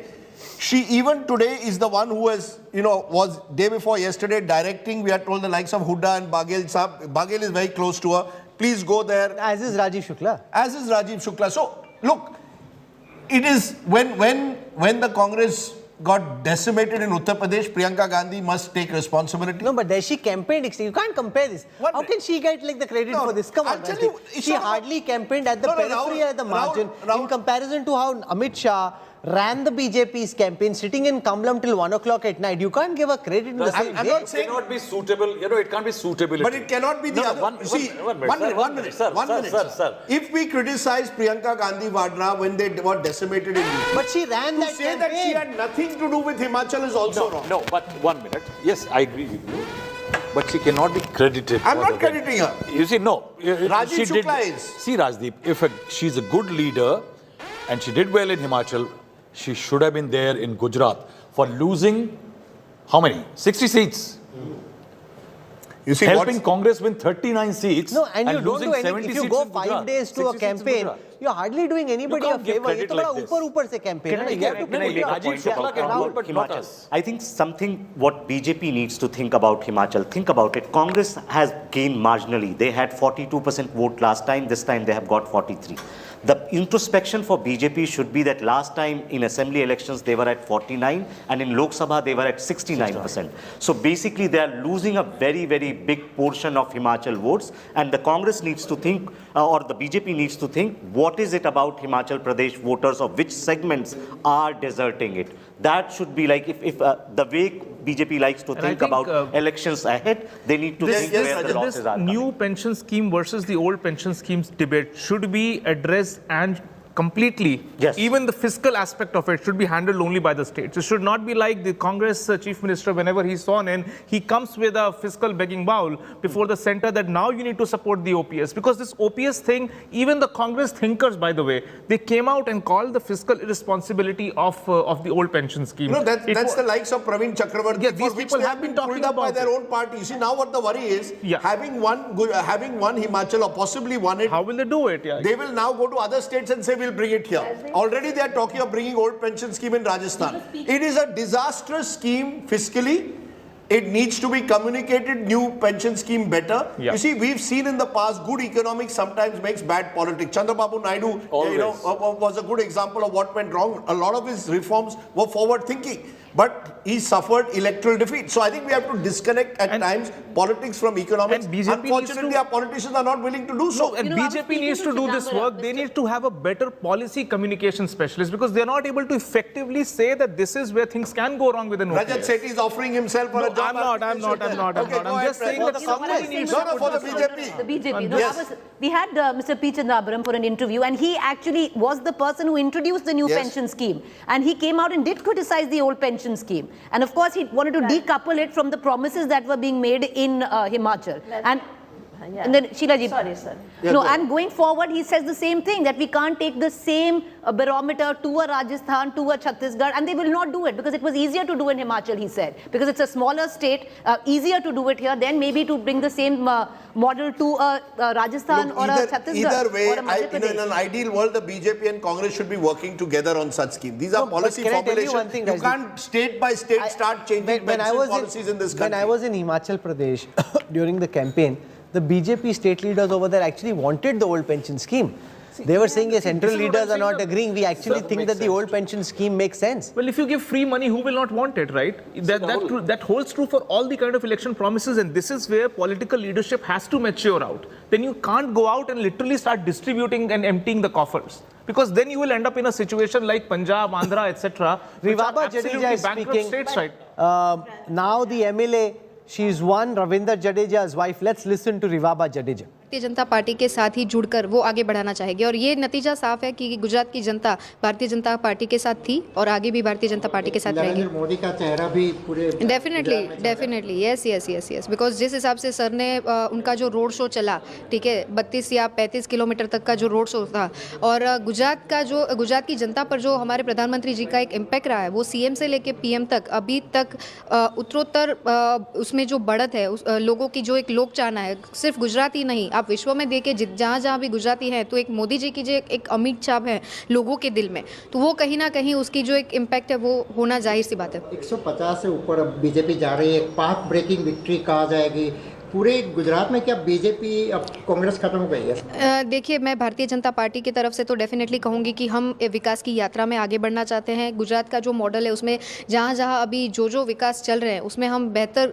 Model के तौर पे आगे बढ़े, और वही एक मंत्र रहेगा। मेरे साथ जितने भी प्रत्याशी के रूप में हैं, जीत के धारासभ्य बनते हैं, तो उनका एक वही चयन रहेगा कि भारतीय जनता पार्टी की विचारधाराओं के साथ जुड़कर जो डेवलपमेंट के काम हो वो आगे बढ़ाए। That's Rivaba Jadeja. Just Rahul. Yes. Massacre in Gujarat is continuing. In the heart of Ahmedabad, Sabarmati and Narayanpura, Congress is about to lose deposit. Lose their deposit? Yes. You know, this is And so pension scheme and all that can wait, but what is happening to Congress in Gujarat? But the way the Congress usually Congress is going to lose deposits in half the seats in Gujarat with this vote for the share. Congress for all time to come. But it's been a lost story for 25 years. They were number two, now they may not be number two.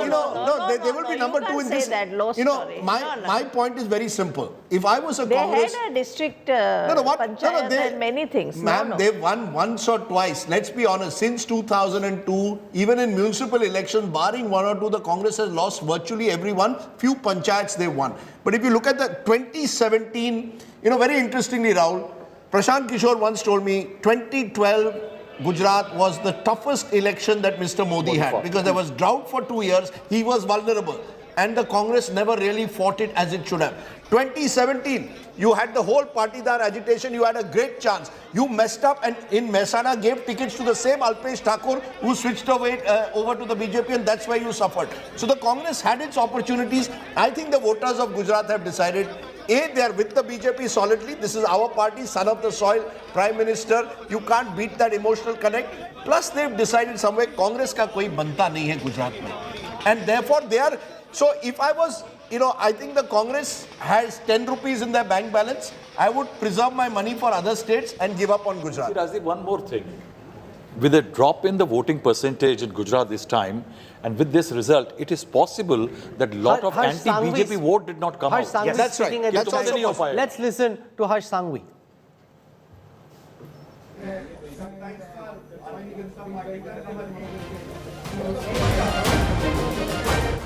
Bharatiya Janata party के नेता हर्ष संघवी इस वक्त हमारे साथ मौजूद हैं।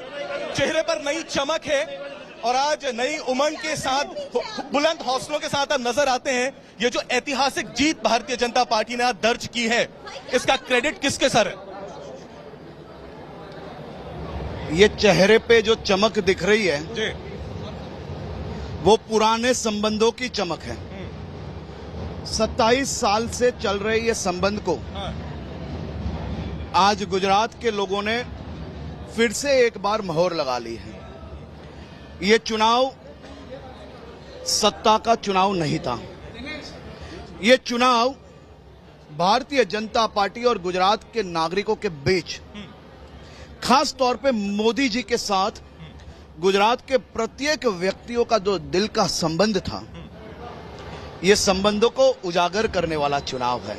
Modi magic अभी भी बरकरार है, इसका मतलब कश्मीर से लेके कन्याकुमारी तक मोदी जी ने जिस प्रकार से काम किया है, जिस प्रकार से हर एक गरीब तबके के लोगों का जीवन स्तर सुधारने का प्रयास किया है, मध्यम वर्ग के लोगों को स्वनिर्भर करने का मोदी जी ने जो प्रयास किया है, जिस प्रकार से मोदी जी ने हर एक गांव तक सड़क, पानी, बिजली, गैस पहुंचाया है, वो देख के कश्मीर से लेके कन्याकुमारी तक मोदी मैजिक, मोदी के नारे गूंज रहे। तब आज गुजरात में, गुजरात की धरती को बदनाम करने वाले लोग, गुजरात के नागरिकों को बदनाम करने में जिसने कोई कसर नहीं छोड़ी है, ऐसे प्रत्येक व्यक्तियों को गुजरात की जनता ने चुन चुन कर जवाब दिए हैं। 2024 का रास्ता क्या गुजरात से प्रशस्त हो जाता है नरेंद्र मोदी के लिए? 2024 का रास्ता हर एक राज्य से मोदी के नारे के गूंजे। अमित शाह ने यहाँ पर कहा था कि जीत दिलानी है गुजरात में क्योंकि नरेंद्र मोदी को फिर से प्रधानमंत्री बनाना है 2024 में। देखिए, वो तो लोगों ने ऑलरेडी बनाया है। जिस प्रकार से मोदी जी और ये देश के प्रत्येक व्यक्तियों का दिल का संबंध है,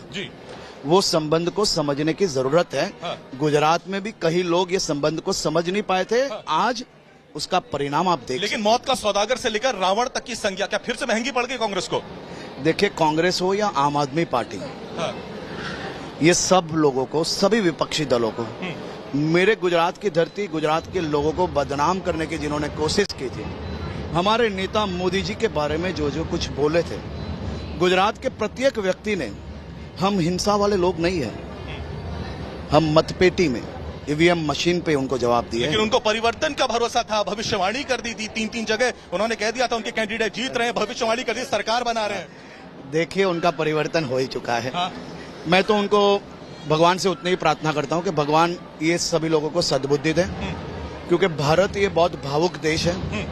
भारत के लोगों के साथ, प्रत्येक नागरिकों के साथ इस प्रकार का खिलवाड़ करना मात्र सत्ता प्राप्त करने के लिए सही नहीं है। मेरा आखिरी सवाल है, आप यंग डायनेमिक लीडर हैं काफी, क्योंकि हर नेता की एस्पिरेशंस तो होती हैं, अगला मुकाम क्या है राजनीति में आपका?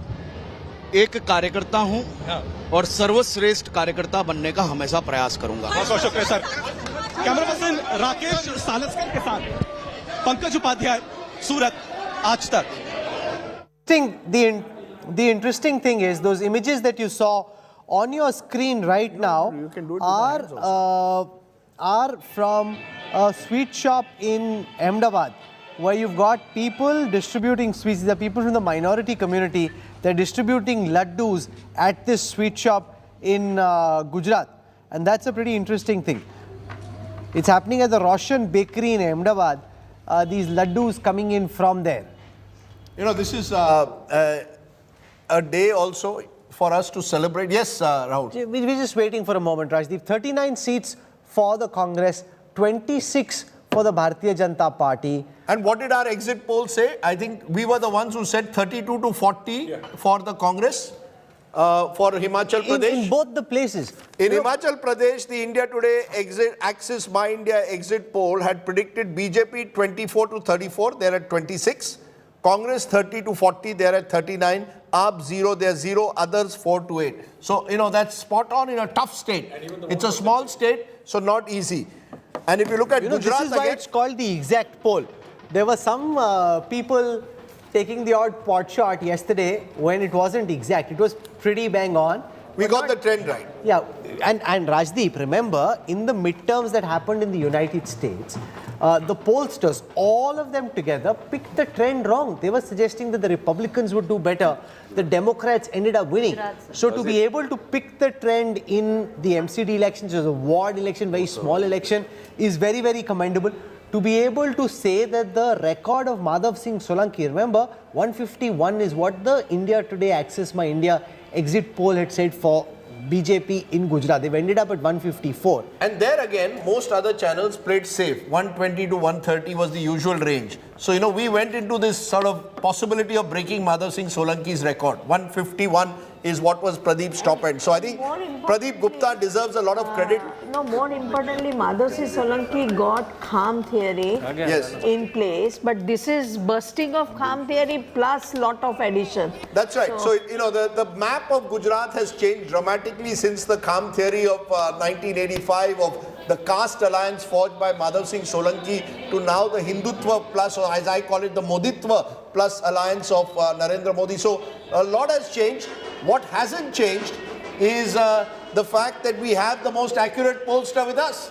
Rahul, band baja Bharat correct? Now, let's welcome the man of the moment, the man with the exit poll, which is the exact poll, both in Himachal Pradesh and in Gujarat. The only pollster who picked it absolutely bang on. Ladies and gentlemen, let's have a warm round of applause as we welcome Pradeep Gupta. Pradeep ji, welcome. Well done, Mr. Look at the relief on his face. He's like very happy that he's won and then he's done well. I have brought some sweets for you. This is Sutar Feni. It is something very famous in Gujarat. It's from Gujarat. So Sutar Feni for you from Gujarat. Thodu leso ke nahi? Ek aaj. He speaks Gujarati, yeah? Madi madi. I heard him in action. Are you feeling good today or not? No, I am feeling very challenged. Why challenged? Because if you score century every time, people expect the same thing.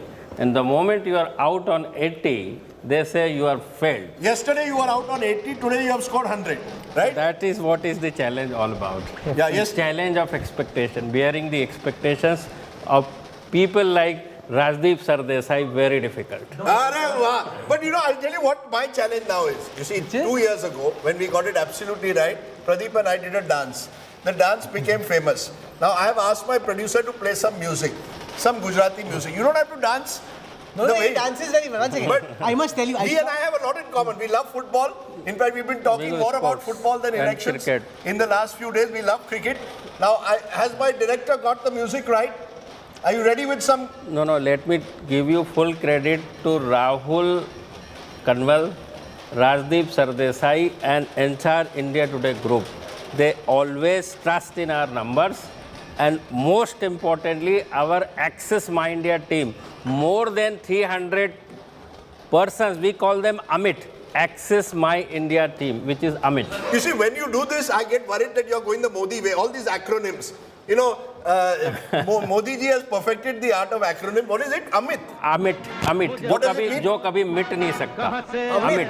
Access My India team. Producers are okay. The music is ready. Okay. Rahul Kanwal, are you going to join us? Dance watch nahi. Bazaar 2 next week. This is my exit. Dance watch. You ask us to crunch the numbers, I can do it all night long. Hey, मैं dance नहीं रहा. Come on, you must dance, yeah, Pradeep. Otherwise, we'll get into trouble if we don't.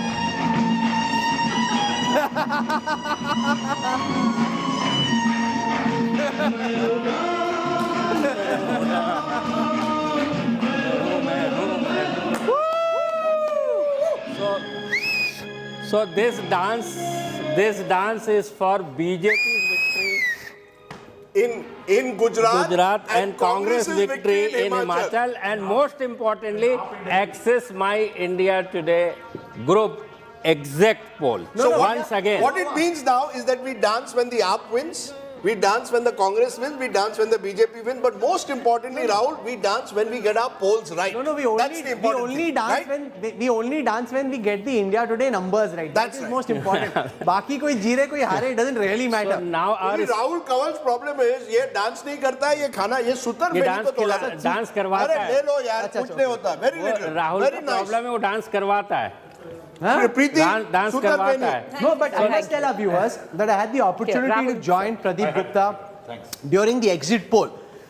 We were in and around Rajkot. It is a lot of effort to go to people. When we go with the bells and whistles of a television camera, you've got people excitedly coming to you, wanting to talk about what they think is happening. When you're trying to do a poll, it's very difficult. Between 1 to 4 in Gujarat, they all go off to sleep. You're literally banging on the door, trying to wake somebody up. She's thinking that you're a salesman trying to sell her shampoo. She's nahi kuch nahi kharidna, jao. It's very difficult. Let's give credit to Pradeep for in this particular poll, viewers need to recognize MCD poll was ward level, where the margins are very narrow, and therefore polls can sometimes go wrong. He picked up the direction. Then take a look at Himachal Pradesh. It's a state sparsely populated. Many constituencies, Lahore, Spiti, from one place to the other takes several kilometers. To get that right when everyone else is going the other way. You see, it's important also to realize what has happened today. Every other poll I've gone through all said BJP ahead of Congress. Including all the top BJP leaders. Everybody said that's Himachal, Gujarat ka theek hoga, Himachal. And I remember telling Pradeep, are you not worried that the women voters, like in Bengal, like in Bihar, may put up poll? He didn't change his numbers, which is also credit because he had faith in his numbers. And then number 3 is Gujarat, which, remember, this time had a new player in AAP. So it's always difficult when a new player comes. I'm doing this so that I get my friend to, again, well up. He starts tearing up. No, and he's got this. Come on, Pradeep. Now, my pressure tha ki nahi is baar. बहुत solid pressure. Score reads Access My India. 60 elections we called so far, including 2 general elections. And now it is 56 bang on, most accurate. Achha, he's got this one dance move. He does something funny with his legs. How do I do that? What is it? Where did you pick up this dance move from? It's part of what you learned at Harvard. This is the sports. After scoring the goal, you got 2. Lovely. But the president... So what do you do with your legs? What do you do with your legs? One second. Look at what he does with his legs. He's got this one move. Rajdeep, try it. You should try it. Rajdeep can also try it. He can do it. Come on, Pradeep ji. One more. This leg move of yours is a very famous one. He actually practices it. I'm telling you. Nahi. Wo long shot dikhao na. Boss, Pradeep and I both are originally from Mumbai. We have always wanted to do a Bollywood film. You see, we come from Mumbai. We want to do a Bollywood film. We love football. We want, who's your favorite football team? Argentina or France is winning the World Cup. He believes it's a final between Argentina and France. This is not an exit poll. Either are winning this the is World not Cup. an exit poll. This is a punt. I don't know what is a poll, what is a punt. There's a difference. I'm hoping it's a Brazil-Portugal final. But either way, whatever happens, well done today. Come, join us. Well done, Pradeep. Good.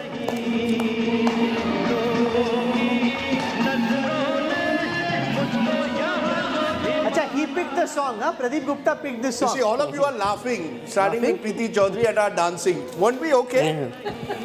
No. Okay, he is an excellent pollster, the best in the country. You are one of the best political analysts, but you both are uncles when you dance. Uncle when you dance? Preeti, they were a good sport.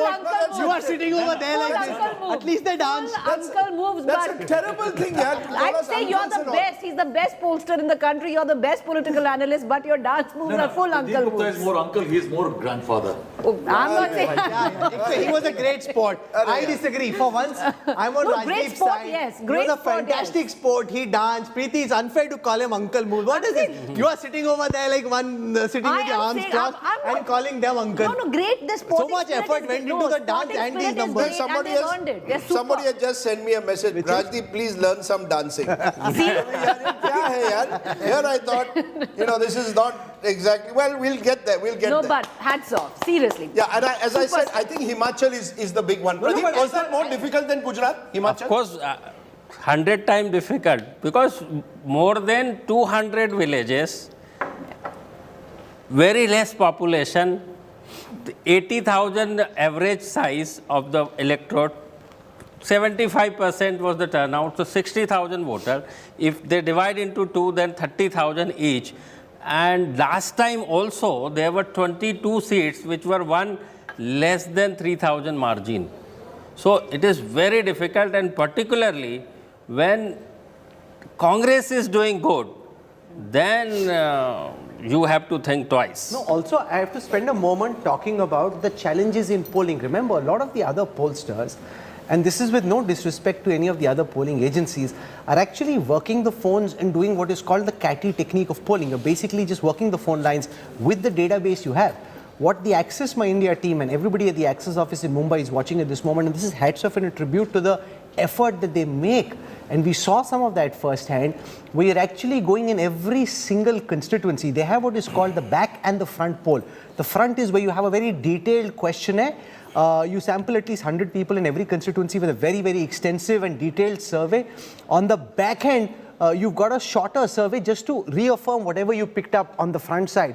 So it's a very extensive poll that is carried out in every single constituency, which is also why the probability of the Access My India team and India Today getting the poll right is higher than the other pollsters, because what can go wrong? Remember, in the old generation of polling, and this again is with no disrespect to all the previous generation of pollsters, what they would do is they'd go to say 1/4 the constituencies, use the trend from 1/4 the constituencies, Rajdeep was involved in some of those polls, extrapolate to the other 3/4. But in a situation where every seat has its own dynamics, that business of extrapolation is a big tukka. It's like jigri pokri. No, You see, in the 80s when the Congress was dominant, the index of opposition unity often decided what happened. Now what's happened, you have new players. There's an Asaduddin Owaisi who comes in. There's the Aam Aadmi Party who's come in. Even in Himachal rebels, many of whom are taking away BJP votes. All of this makes, I think, elections more complicated. Just one final thing on dancing. My friend Rhythm Desai, who was on your India Today, he's also telling you about dancing. Morgan Stanley says, dancing on live TV is about courage, not skill. Polling is about skill, not courage, live or not. He always has a way with words. So basically, you see, the thing polling is about skill, not you have courage. ensured that I will be trolled by my own children who believe I'm a terrible dancer. What do they tell you when your dance moves go viral? You know, my Disclaimer, daughter's given... I think both of you did a great job. You danced also very well. It's very courageous. Thank you. Don't use these words, uncle. I'm taking. You are making ageist jokes since the morning, and you're telling me not to use uncle. Ajay, if anybody else had made ageist jokes, they would have been in trouble. Now we leave that on the side. Yes, you were telling us what your children say about your dance. No, not about that. But I think, let's come back to the polls. I think we have to recognize how difficult it's become compared to 20, 30 years ago. Yes, Pradeep. No, seat by seat accuracy in both the states is more than 90% as of now. seat by seat accuracy. Can I just ask you one thing though, Pradeep? Yeah. If you look at the numbers, maybe the one thing that we got wrong, and here I'll give credit to the Gujarat journalists who all told me, "Aap 10 par nahi karega." They are at 5. Yesterday, you remember? No, one second. No, our numbers for Gujarat. I'll tell you, Rajdeep, I'll tell you. See, in Gujarat, phase 1 was Saurashtra and South Gujarat. Phase 2 was North and Central. Yes. Phase 2 is the time and day when we have to give all the data to you through the channel by maximum 3 o'clock. Right? So we need to validate the same thing. This is the compulsion, we have to live with it. And I requested channel also if we can come next day for the Gujarat. But for their various and obvious reason, they said no, puri dunia dikhayegi, let's do. So what you are saying? Then listen to me. Go ahead. Second day, our team went again and we did about 4,000 sample size, which is day before yesterday. And I reveal, if you see the yesterday's day before yesterday, in fact, I said AAP is being reduced from 20 to 15% vote share, and this is now 100. Though we have given 9 seats, which is our lower range.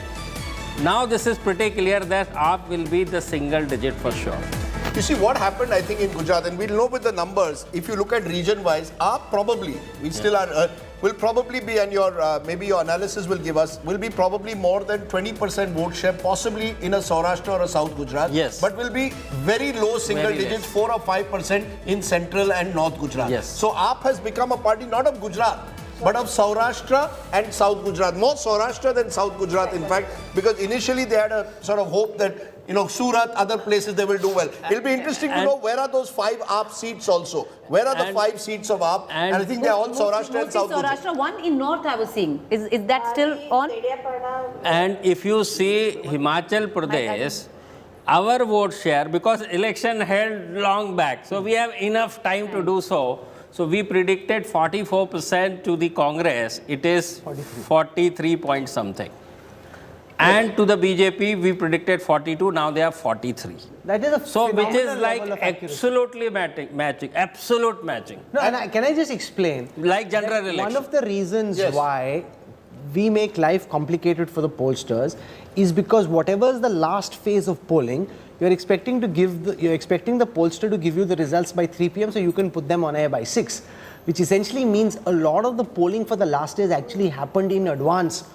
Before the polling actually took place. So it's a pre-poll. So it's part exit, part pre, which is where the potential of an error creeping in is higher. So when he corrected it yesterday, he was actually able to say that AAP would be in single digits and their vote share would crash by at least 5 to 7%, which is exactly what has happened. And also I told now my range is more towards 151 plus. You remember? Yeah. I said, and for Himachal Pradesh, I say it will go towards 40. The range. And ultimately, in politics, in polling, jo jeeta wahi Sikandar, and this is as close to exact as exact can be. You can say, oh, you get 100% mark, this time you only got 90. Yeah, you can make some fun and you can have the odd snide joke on social or on television, but this is the best, which is why this is India's election destination. This is why this is India's #1 television station. We are getting interesting flashes that Congress has arranged a charter plane winning Congress candidates to be flown out. So despite the fact that the Congress is at 39, the Congress doesn't want to take any chances. Raipur ja rahe. They're being taken to Raipur. No, because Bhupesh Baghel is in charge of Himachal. You see, there are only 2 states. But there are better resorts in Jaipur, though. There are better resorts in Jaipur. But the MLAs would have had a better time in Jaipur. Yatra is there. The holiday, the birthday, and the Ranthambore visit. Passing through Ranthambore. Yeah, it is passing through Savai Madhopur. And Gehlot. But if these MLAs had been asked, they would have said Jaipur. But ultimately, Bhupesh Baghel made a point, and even the campaign in Assam, which he ran, he's got some resources because he's chief minister. B, he didn't do a bad job. In Himachal, before that in Assam, trying to keep all these different factions together. He did a decent job, Rajdeep. See, also they will not like to do anything which will signal that they are depending on Gehlot. And Gehlot managed Gujarat. And this is an abysmal showing on Mr. Gehlot as well. He was, Rajdeep, right till the end day, he was there in Ahmedabad. The way the Congress has run all their campaigns in recent times, they have told Mr. Baghel, you handle the finances in one state, Mr. Gehlot, you handle the finances in the other. But those are the only finances they have. That's all that they have. So in this instance, now you finally got a possibility of a third state, and Rajat made the point, possibly the first Congress chief minister to be sworn in after 4 years. That's a long time. But I hope they don't start fighting amongst themselves now. I do think that eventually power is a glue that holds people together. It wasn't in Madhya Pradesh. No, it held you in year one. It wasn't in Uttarakhand either. It wasn't in Arunachal either. No, Uttarakhand, they didn't lose their government. They lost their government. Really, Vijay Bahuguna went over. No, he went over, but they could not. The BJP could not eventually form the government. Harish Rawat continued. The one state where they messed up after having a slight majority like this, wafer thin, is Madhya Pradesh, where Kamal Nath is accused of completely sidelining Scindia, who then saw his opportunity in the BJP. Will they do that in Himachal? Not for year one.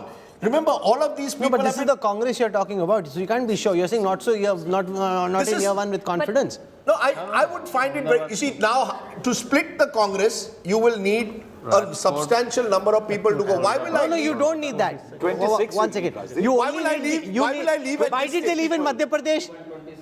Why did the MLAs leave in Madhya Pradesh? I'll tell you why.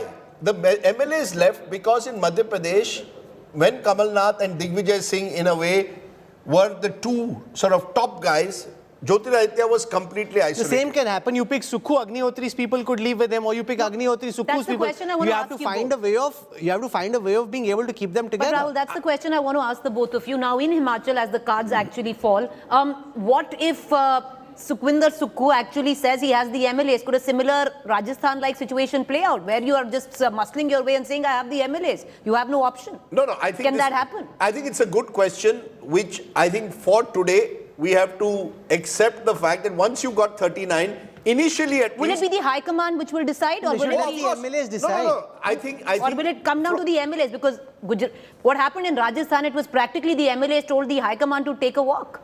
Look, we say do you think Bhupendra Patel has the support of the majority of Gujarat? But he has Modi, there's no Modi over there. That's right. In every state, legislators can decide up to a point. Eventually, the High Command fills in. So even in the Congress, I think the decision will be taken at 10 Janpath. And let me make this very clear, that while Mallikarjun Kharge is the Congress president, I do expect that he will consult Sonia Gandhi. Rahul Gandhi is out of it. He doesn't want to get involved in this, we are told. Priyanka Gandhi Vadra and Sonia Gandhi will consult with Mallikarjun Kharge, and they will take a choice. 157 for the BJP just now. Remarkable. In Gujarat. This is history. This is... all five of Aam Aadmi Party is from Saurashtra. But none of them are from Surat. One Dediyapada. Both Kateria, Gopal Italia, no, I think it's four from Saurashtra, and one is the Dediyapada seat, which is in South Gujarat. Right. But again, very, very interesting. The seventh win of the left, since we keep talking about it, was similarly comprehensive. When Buddhadev Bhattacharya won in 2006, he got about 230 odd seats out of the 294 in West Bengal. 5 years later, he was out. Yeah. But that's at that time, his party wasn't in government in the center. Right, and I think Gujarat... And there was a Mamata Banerjee. Gujarat is India's Hindutva kingdom. Make no mistake about that. That's what it is. At the end of the day, I remember speaking to a BBC friend, we were in Jamnagar. He said, Radhip bhai, tame always kaho cho Gujarati jare box ma jaye che, he only thinks first of a Hindu. I said, yes. He will complain to you on camera about roads, about water, about education, health. When he goes into that box, he sees Modi, he sees Hindutva. We're seeing a big press conference being set up, that C.R. Patil, flanked by Bhupinder Patel, doing a press conference, the Chief Minister and the party president for Gujarat.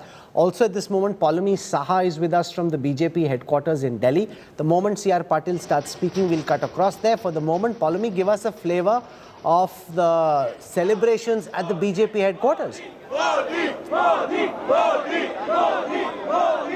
That's right, Rahul. This is, of course, the BJP headquarters. This evening, of course, the Prime Minister will be here and he will be, of course, addressing party workers. But you can see already party workers have started gathering over here at the BJP headquarters. They are, of course, chanting Modi, Modi.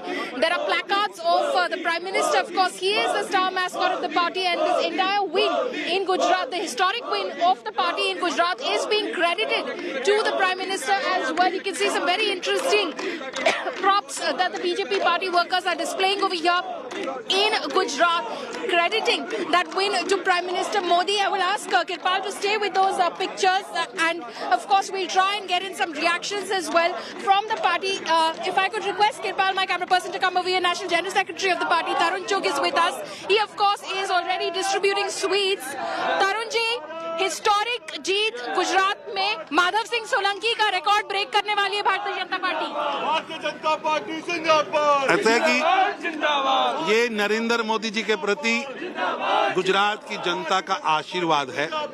Gujarat की जनता पिछले 20 वर्षों से नरेंद्र मोदी जी को देख रही है, उनके काम को देख रही है।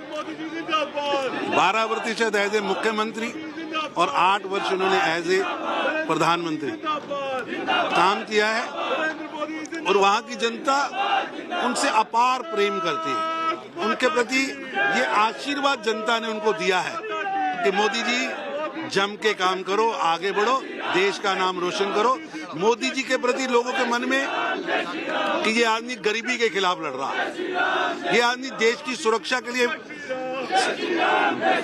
अपनी बॉर्डर को मजबूत कर। पर जो एक इंटरेस्टिंग चीज हुई है तरुण जी, वो ये है कि अब तिकोनिया लड़ाई होने वाली है गुजरात में। उस तरह का एक पिच बन चुका है। आम आदमी पार्टी की एंट्री हो गई है। आम आदमी पार्टी कह रही है हम नेशनल पार्टी बन गए। ऐसा है कि आम आदमी पार्टी को तो समझ आना चाहिए कि उनका मुख्यमंत्री का उम्मीदवार भी नहीं जीत पाया। अगर 100 से ज्यादा जमानतें जब्त गुजरात में उनकी हुई, हिमाचल में उनकी जमानतें जब्त हुई, दिल्ली में भी दिल्ली की जनता ने उनके अहंकार को तोड़ा है। ये कहते थे 20 सीटें नहीं मिलेंगी, ये कहते थे हिमाचल में मुख्यमंत्री आ रहा है। और भाजपा एक बार पुनः 27 साल के बाद और 5 साल के लिए सरकार बनाने जा रही है। गुजरात की जनता ने पहले से ही प्रदेश में प्रचंड बहुमत से भाजपा की सरकार बनाने का संकल्प कर लिया था। आज गुजरात की जनता ने अपना आशीर्वाद भारतीय जनता पार्टी को दे दिया है।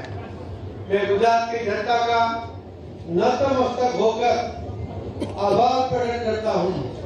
इस ऐतिहासिक विजय में जनता के आशीर्वाद के साथ साथ में अंतःकरणपूर्वक माननीय प्रधानमंत्री श्री नरेंद्र मोदी जी का आभार प्रकट करता हूं, जिन्होंने भाजपा को विजयी बनाने के लिए कठोर परिश्रम किया। उन्होंने 31 जनसभाएं की, 3 भव्य रोड शो किए। इस विजय के शिल्पकार माननीय नरेंद्र मोदी जी है।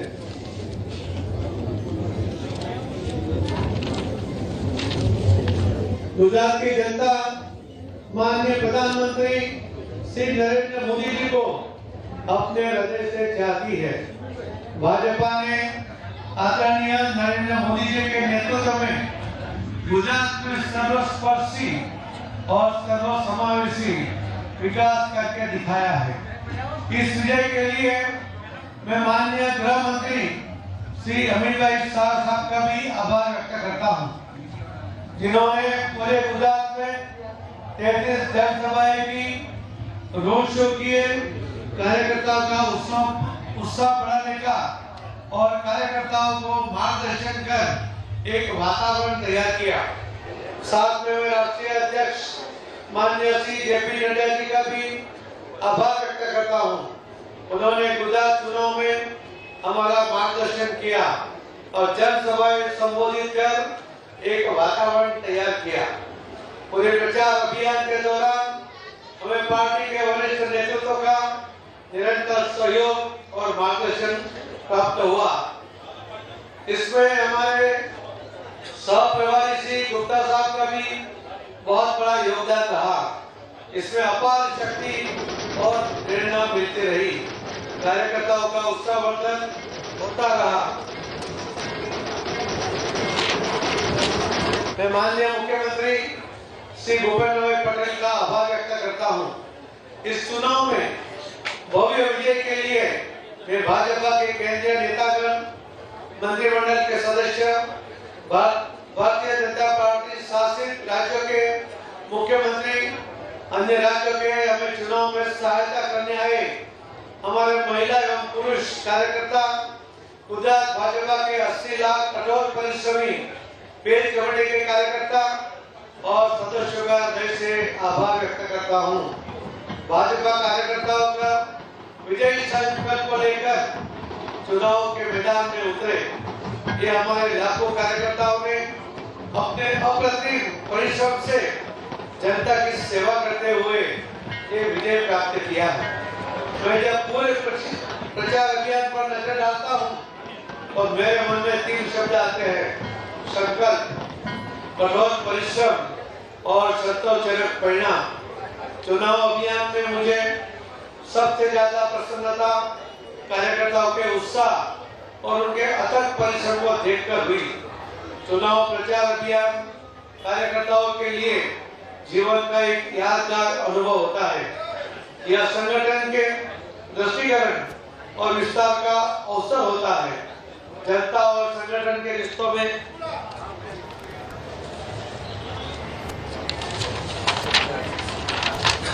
विश्वास और मजबूती लाने का भी अवसर होता है। कार्यकर्ता घर घर गए, उन्होंने पार्टी के संदेश और आदरणीय प्रधानमंत्री की केंद्र की सरकार और गुजरात में भूपेंद्र पटेल जी की सरकार के विकास कार्य को जन जन तक पहुंचाया। हमें उन पर बहुत गर्व है। हमारा प्रचार भाजपा के प्रत्येक कार्यकर्ता के कठिन परिश्रमों की कहानी है, जिसने एक बेहतर गुजरात के सर्जन के लिए निस्वार्थ योगदान दिया है। भाजपा की यह भव्य विजय 27 वर्ष के भाजपा के सकारात्मक कार्य का विजय है। हमने जनता की सेवा और कल्याण को आदर्श मानकर कार्य किया। हमने अपने प्रचार अभियान के दौरान सुशासन और विकास के हमारे जो वादे थे वो साकार किए। संकल्प को गुजरात के हर कोने तक पहुंचाने का प्रयास किया। आदरणीय प्रधानमंत्री श्री नरेंद्र मोदी जी के विकास कार्य को धरती पर उतारने का काम गुजरात की भूपेंद्र पटेल सरकार कर रही है। हम भव्य गुजरात, वैभवशाली गुजरात और अग्रसर गुजरात का सपना साकार करने का लक्ष्य लेकर चले हैं। गुजरात की जनता ये जानती है और समझती भी है कि गुजरात का विकास केवल और केवल आदरणीय प्रधानमंत्री श्री नरेंद्र मोदी जी के नेतृत्व में भारतीय जनता पार्टी की डबल इंजन वाली सरकार ही कर सकती है। इसी का परिणाम इस चुनाव के नतीजे हैं। गुजरात के युवा, महिला, किसान, विविध समाज के मतदाता जिन्होंने गुजरात के हित में और गुजरात के विकास के लिए गुजरात और देश को सुरक्षित रखने के लिए आदरणीय प्रधानमंत्री श्री नरेंद्र मोदी साहब के ऊपर फिर से मक्कम विश्वास रखा है और भाजपा के ऊपर भरोसा किया है। यह विश्वास को बनाए रखना, यह विश्वास को दृढ़ करना और सत्ता प्राप्ति के पर्याप्त सत्ता के माध्यम से लोगों की सेवा करने की परंपरा भारतीय जनता पार्टी के चुने हुए प्रतिनिधि और भाजपा आगे बढ़ाएगी। गुजरात में बाकी राजनीतिक दल ने भी बड़ी बड़ी योजनाएं बनाई, बड़े बड़े वादे किए। C.R. Patil, of course, the Gujarat Congress, the Gujarat BJP president, is the one who has much to celebrate. He is, of course, the MP also from Navsari, close to Prime Minister Modi, has handled the Varanasi seat for him. So C.R. Patil and in the entire Gujarat unit, that's a message being read out by him of the Prime Minister. Who believed that this kind of number was possible was actually C.R. Patil. Others would never say, they would hope at the back of their head that this is possible, but they would never voice it. C.R. Patil is the man who ran the BJP's campaign, publicly said he'd get 180 and everybody thought, you know, God knows what he's smoking, this is dangerous. 157 out of 182 is electoral magic. Absolutely. A 5% increase in vote share when your vote share base starts at 49. Pradeep Gupta, this is what epic legends are made of. Yes, definitely yes. And in fact, the basic reason is when you are comparing last time and this time, when you say 49 to 53, is the Patels. Last time, bulk of the Patels were with Congress.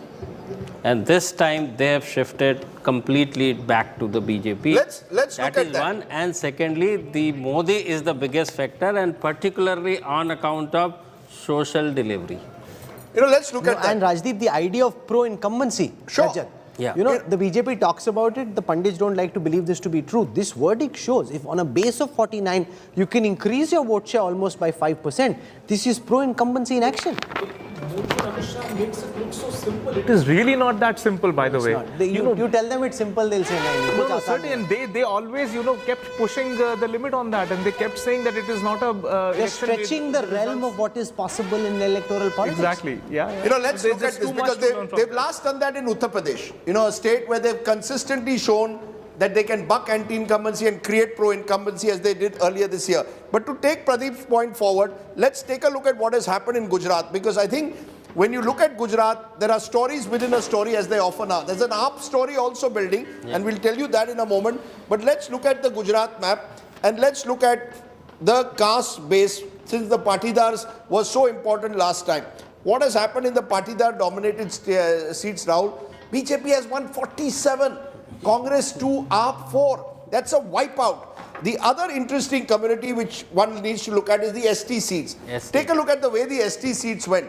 This is the first time in the history of Gujarat that the BJP has swept the Adivasi seats. 25-3-1. Complete sweep. So these are the two, I would say, which have made the huge difference to the BJP numbers. The third is the original Congress base, Thakors in North Gujarat.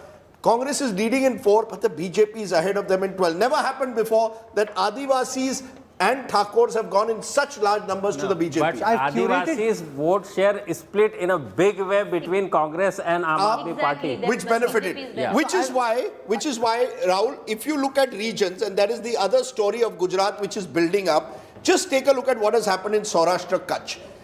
This is where the AAP has actually made These are their 4 seats. That's right. There are 4 seats here, and if we look at vote share, I'm sure it'll be more than 20%. No, so the Aam Aadmi Party has been restricted, confined almost to Saurashtra and to some extent South Gujarat. Because in South Gujarat, they're leading in 1, which is a tribal seat. Look at North, they're wiped out. So in North, it's a sweep. This is a big change from 2017. In terms of vote conversion, if you look at it, there are 36 seats as per Pradeep, where Aam Aadmi Party is second. Okay, so let me look at this. 59 in central Gujarat, Rahul, around Ahmedabad, Vadodara, more urbanized. 59 place 5, others 1. So it's a complete sweep for central Gujarat, North Gujarat. Saurashtra is where the AAP has made a mark, and to some extent benefited the BJP because of the split vote, and to some extent in South Gujarat. We're just being told that the Chief Minister of Gujarat, Bhupinder Patel, will be sworn in on the 12th of December, Monday. So you get your Sunday, Rajdeep. I would have got my Sunday in any case. There are 2 data sets that I curated, which I think are very important because they give you an empirical evidence to that one question which everybody has an opinion on. And I want to take our viewers through those. The first one is the heat map of the vote share. And as you see this, you will notice that this is, just 1 second as we bring that back to the screen. Now this is something which, we're just telling you again that the Chief Minister of Gujarat will take oath on Monday, the 12th of December. This is somewhere just soon after noon because that's the auspicious period. Bhupinder Patel will be sworn in. His cabinet, and look, he's relieved, he's happy, he's delighted, and his name will be written in history. Now, how much of this is thanks to Bhupinder Patel, you can argue about, but as the incumbent Chief Minister, Bhupinder Patel's name will be written in the annals of history as the man who led the Bharatiya Janata Party to this historic victory, 158, something which has never happened before this. Okay, let's just listen to Bhupinder Patel and then we'll come back and do some data analysis. हम सब के नेता और देश के यशस्वी प्रधानमंत्री श्री नरेंद्र भाई ने पहले ही कहा था कि गुजरात की जनता ये चुनाव लड़ रही है। गुजरात की जनता ने ये मन बना लिया है कि 2 दशक से चली आ रही गुजरात की इस विकास यात्रा को अविरत चालू रखना है और वास्तव में हुआ भी यही। गुजरात के लोगों ने एक और काम कार्यकाल के लिए श्री नरेंद्र भाई मोदी के नेतृत्व वाली भारतीय जनता पार्टी को राज्य के शासन की जिम्मेदारी सौंप दी। एक बार फिर गुजरात के लोगों ने भारतीय जनता पार्टी और यशस्वी प्रधानमंत्री श्री नरेंद्र भाई मोदी पर अटूट भरोसा और